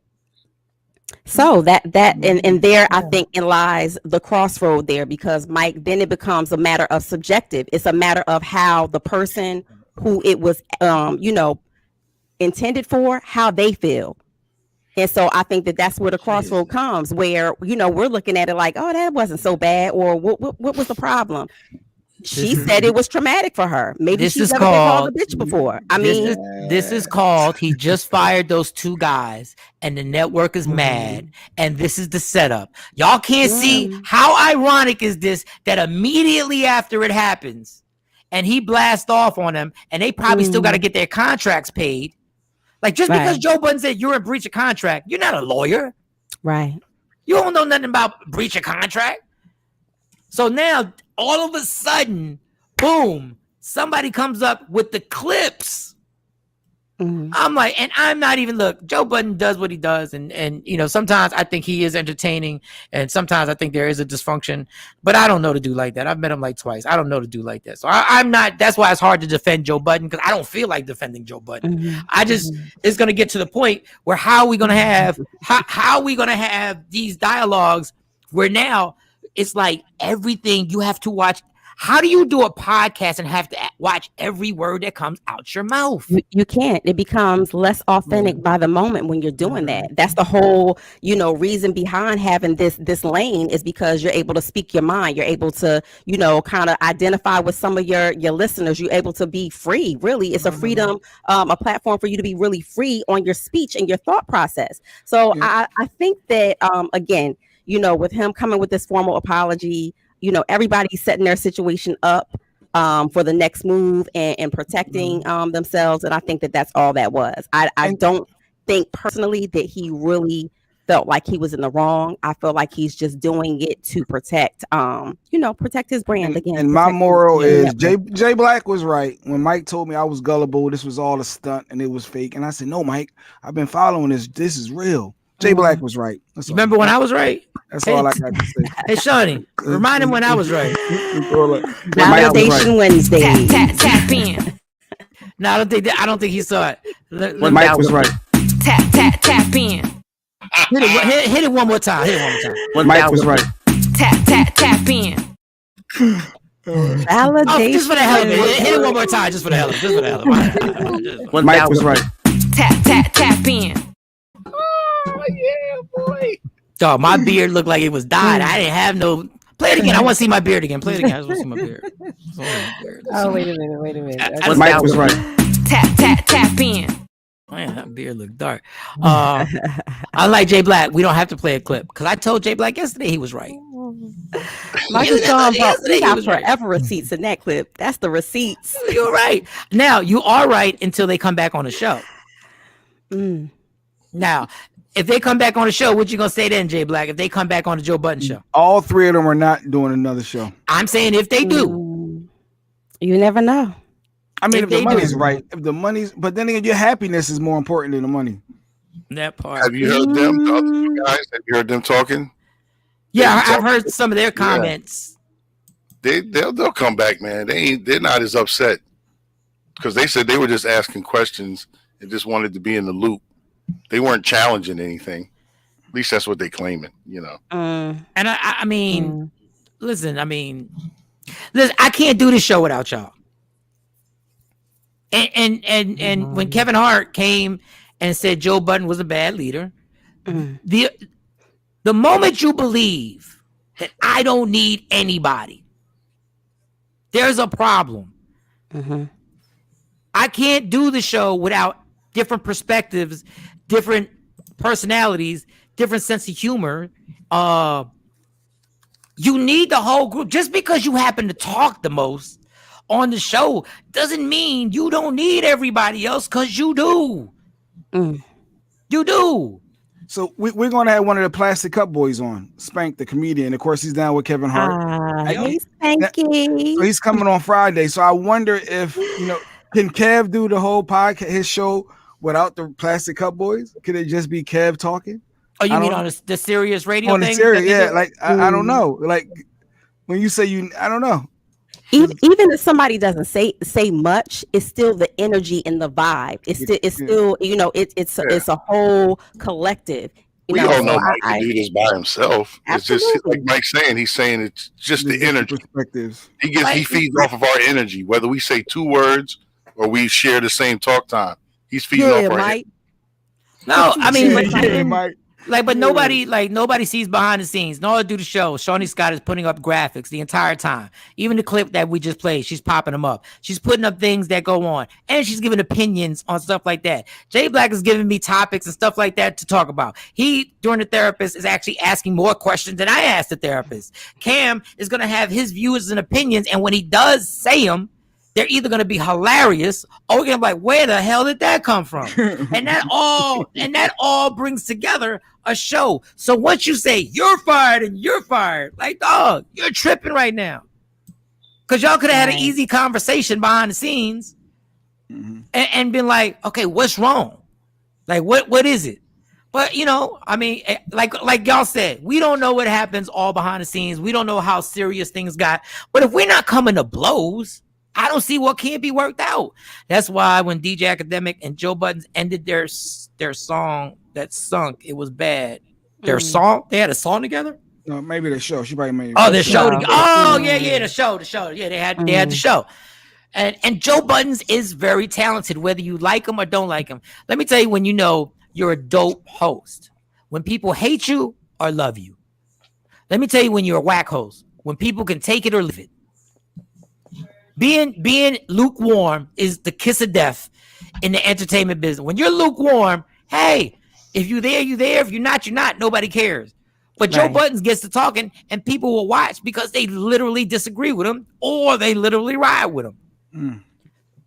But to have that balance of having two dudes that had a calming effect. Now, I didn't watch his podcast like that. Like I've seen 3 or 4 episodes. Once the podcast, the show on Revolt with him and academics, and I used to watch that. I thought that was well done. And when he had Remy on there, I thought that was dope. I thought Remy was somebody who was stern and was down for whatever. And you weren't gonna talk slick to her because there was gonna be repercussions. And you wasn't gonna say bitch to her. Definitely not. That wasn't happening.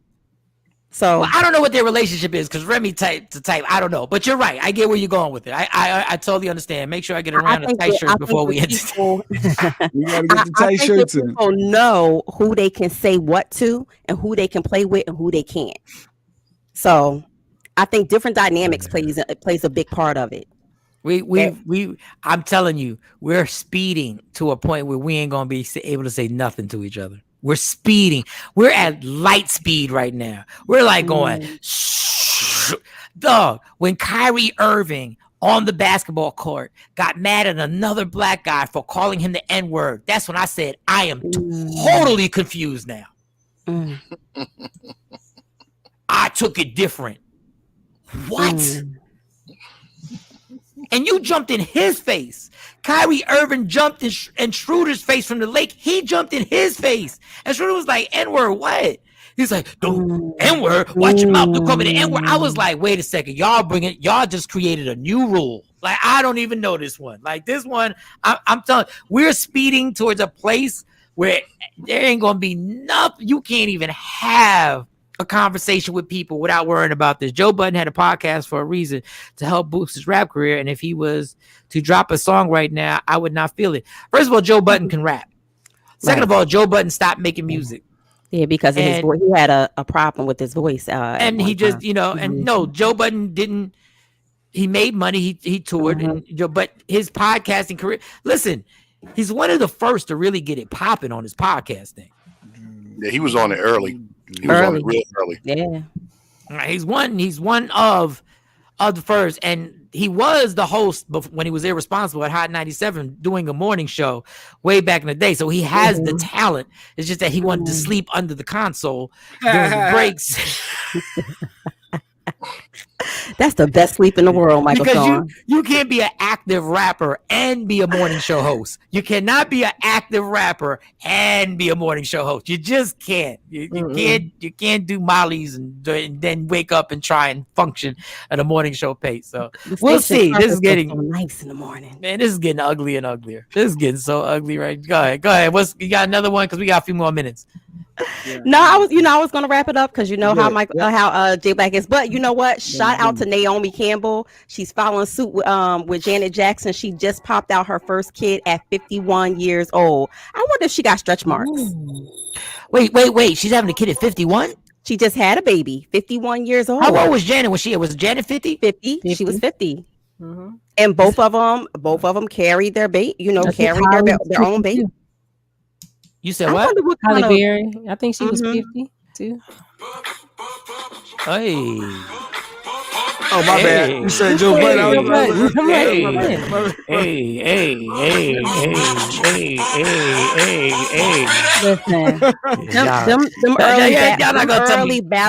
them early battle raps, and them underground tapes from Joe Budden was lit. That's undeniable. That's undeniable. Your opinion is Joe Buttons can't rhyme. That's fine. I didn't say no. I said that. No. Somebody on the comment. Somebody on the comment said it.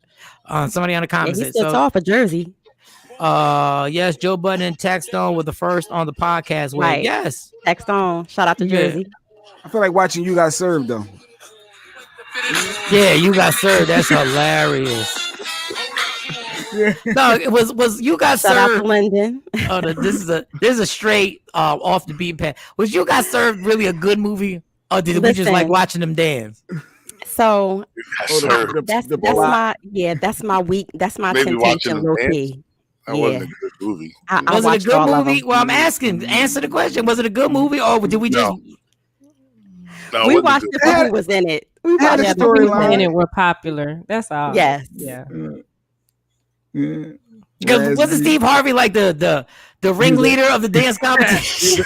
He was the host. He was the judge. He was all Like that. Tasha says, you got served was dope. Okay, I'm not saying. I'm just Listen. asking. Was you got served really a good movie, or was it That just was for the because every culture. time I see it, I watch a lot of it. I don't watch the whole thing, but like Drumline, I watch the Yeah, I whole watched thing that. every I time I definitely pop watched into Drumline. Drumline Shout out was to the good. HBCU culture.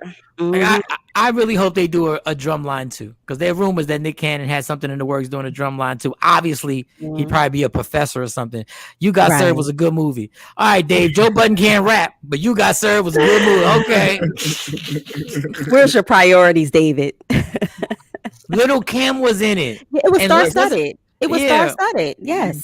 Wasn't no rules. Lala in it? No rules. You just got to be funky. I don't even know what she said. Something Yep. cheesy. No rules. Mhm. Just hood. La- You got to be hood. Yeah, Lala was in it. Little Kim, Amarion. It was star-studded. Definitely star-studded. Mo just named those three. It was like it was star studded. Yeah, Rad. Yeah, Steve Rad. Harvey. Steve Harvey. That's all I got. That's all I got. Not Rad. Not J. Boo. Let me tell you something. If That's a all I got. 17-year-old pops that movie in, he not gonna know nobody on that movie. Except for maybe Steve Harvey. Steve Harvey. Oh, Steve Yeah, that's Harvey it. and maybe a Marion. Yeah. No. He no, definitely ain't no, gonna know Marion. Little They Kim. know Omarion. They're not gonna Well, know. they might know him Marion. from the reality shows. Would you say, Tosh, they did it for Lil T? Well, They no, did what's it his for name? Lil Lil T? T. What's his name? Lil T? The little Yes. kid? Yes. No, it was. I don't think it was Lil T. Yes, it was. It was Lil T. I had some other movies. I If need it to write wasn't, that that's what we're down. going with today. I gotta write that down. Movies that we gotta ask ourselves for real. Like we gotta be honest with ourselves. Were they really dope movies, or did we just write it out because it was kind of what we had nothing else to watch, so we went and supported the movie. It was for the era. It was for the era that it came out in. It was good then. We look back at it now, and it's like this is a whole clown show, but it's a period piece. Okay, like Hip-hop culture. I'll tell you what wasn't a good movie, and this I'm a date myself, and I'm all the people. I'm gonna date myself. The movie Breaking was not a good movie. Electric Boogaloo wasn't either, but hey, I'm gonna during keep it that time 100. we thought it was dope. Hold up, there's another movie that There were good parts in that movie. What about but B Street? collectively it was whack. Was B Street, was that dope? I think B Street was B dope. Street was dope. That's old school. It was a good representation. Yes. The Last Dragon wasn't a good movie. Listen, don't talk Now, about see? K-Mac. Last Dragon? Show enough. Last Dragon was hilarious. Listen, but I don't think it was in supposed love to with be. A lot of K-Mac. them. I don't think a lot of those movies. I don't think a lot of Last Dragon was supposed to be hilarious. There were hilarious parts. True. Yeah. There was But funny they was parts in it. Right. It was some part. The Last Dragon is a good one. Right. Was it really a good movie? Lil Or were Saint. we- His name was Lil Saint. I had to Google it. Lil Saint. Lil Oh Saint. my That was his God. name. Yes, it was gonna bother me if I didn't Google it. Yeah, But go on, B- last thing. Yo, B Street acting wise, like they had the breakdance battle scene. Mhm. They had the finale for Ramon, and Right. but acting wise, Ray Dong Chong. Ray Dong Chong was in Yeah. And so Mhm. her That was- and I wouldn't have what's known. the lead? What was the lead guy? Don Page don't give a damn. He said they all classics. Kumo D. Yeah. Yeah. I don't know what the deal is about eating oatmeal when all I feel is tired for real. Real. All right, slick my Yeah. tongue too quick. I got it kind of like a magic trick. They stuck their heads. They stuck their heads through a curtain. curtain to rap. They stuck their heads like this. Aha. Hey, And Dougie all Fresh right, said, you people get ready to chill for the Christmas show at the Burning Spear. Yeah. Right, right. Because Santa Claus is on Beach Street. Oh, you brought me back. I watched that movie over and over as a little kid. And I don't even like watching movies on repeat, but that was one of my movies too. Open "Who's up the your man mouth. with funny?" But who's the man Yeah. Was that Ed and Dre? That was Ed and Dre, right? I think the acting. Oh, I got think, a 10 o'clock appointment. I'm sorry, I gotta go. you got to get out of here. I got my cavity fixed. Bye, Jay. Yeah. All right, I'll holler at y'all. Y'all, you need that sugar-free bacon. Pause. All right, we got to get out of here, y'all, because I got to go get a haircut too. Oh man. Gotta go get a haircut. It's supposed to be hot outside. I got a damn hoodie on. Black Jesus. Cult Classics. All right, don't forget Friday, Spank from the comedian Spank from the Plastic Cup Boys, Kevin Hart's Plastic Cup Boys will be on the show Friday. I didn't even tell y'all the story about me doing the open. About what? Spank's an alpha. Hey, Spank. Jesus. All right. Anyway, that's right. Man, look. I didn't even tell y'all the story about me doing an open mic. This is the first time I did an open mic in like 15 years. I just wanted to work this damn joke out. It was just to work one joke out that I went. I'll tell y'all tomorrow. Nah, I'm good. I'm gonna tell you tomorrow. Let me write that down because I'll forget to tell y'all that I went to this open mic. Let me tell you something. Open mics around the world suck, but this is funny. Because when I got there, I'll give you this quick one. When I got there, I had to check my bougie ass. Because I went to an open mic. I had to check my comedian bouginess. Because I was sitting there going like, I'm too good for this. And I was like, you need to check your little BS attitude and get your ass on stage and work this joke out. Open mic for tomorrow. Open mic story. We'll start with the open mic. So I did. I had to check myself, and a fellow comedian said, "Man, just go on." And I was like, "All right." And then I went. Then the host put the pressure on. I'll just take this last part. The host put the pressure on and said, "You know, we got this open mic, but every once in a while, a professional comes." I said, "Why would you?" You better be funny. He better be funny. Why would you downgrade everybody? And he was straight up. Every once in a while, a professional comes through. You know, we got to show him love. And everybody suck their teeth like, oh yeah. They was sucking the teeth. They was sucking the teeth. Oh my God. I ain't give a damn. All right. So let's see. Spank from the Plastic Cup Boys is going to be here Friday. Tomorrow is Thursday. I don't even know what we got planned out for tomorrow. Don't forget to check out, if you want to see the replays, Michael Shawn and the Takeover Legend YouTube, Media Room 360 YouTube. Go support all that. Like and subscribe to them. All right. Love me for who I am, not who you want me to be, because I can never be that. And understand there's only one thing in life that's guaranteed. It will end. Never let anybody steal your happiness. It belongs to you, so fight for it. It's Michael Shawn. It's Sexy Mo. It's Jay Black. It's DJ Cam. It's Shawnee Scott. We'll see y'all tomorrow morning. Yeah. Oh, tight shirts for Ashley. Thank you, Shawnee. Yeah. Tight shirts. We the worst records, baby. We about to create a perfectly horrible song. Y'all know I've been in the gym, and now all I wear is tight shirts. Yeah. Tight shirts. What? Tight shirts. Yeah. Tight shirts. Michael Shawn wears tight shirts. Yes, I do. Michael Shawn wears tight shirts every day. I wear tight shirts because I'm working out some. And if I wear the right size, you won't see none of my little cuts in my arms or whatever. Short sleeve tight shirts in any type of weather. People talking trans when they see me in the street. Your shirt's so tight, we can see your heartbeat. Man, clown me if you want, I'm sticking to my guns. And when the summer comes, it's gonna be fun. You can crack jokes and treat me like a jerk, but one day you'll see my six-pack right through my shirt. And even if I wanted to, I just can't stop. I just might rock an Ezekiel crop top. Whoa. What? Did I take it too far? What? Yes. Whatever. Tight shirts in the morning at work and when I grieve. I even wear tight pajama tops when I sleep. Tight shirts. Tight shirts. Tight shirts. Yeah. Tight shirts. Come on. Tight shirts. Come on. Tight shirts. Come on. Tight shirts. Every day. Michael Shawn wears tight shirts. To the gym or wherever. Tight shirts. Tight shirts, tight shirts, tight shirts, tight shirts, Michael Shawn and We the Worst Records, Pluto, Aristotle, and P Skills have just destroyed or created another perfectly horrible song. Yeah. Check out the next single, Grown Man Wearing Skinny Jeans.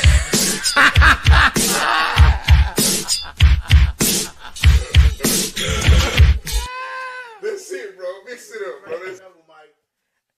Michael Shawn and the Takeover Legends, where nothing's off limits. Free Agent Radio. Free Agent Radio.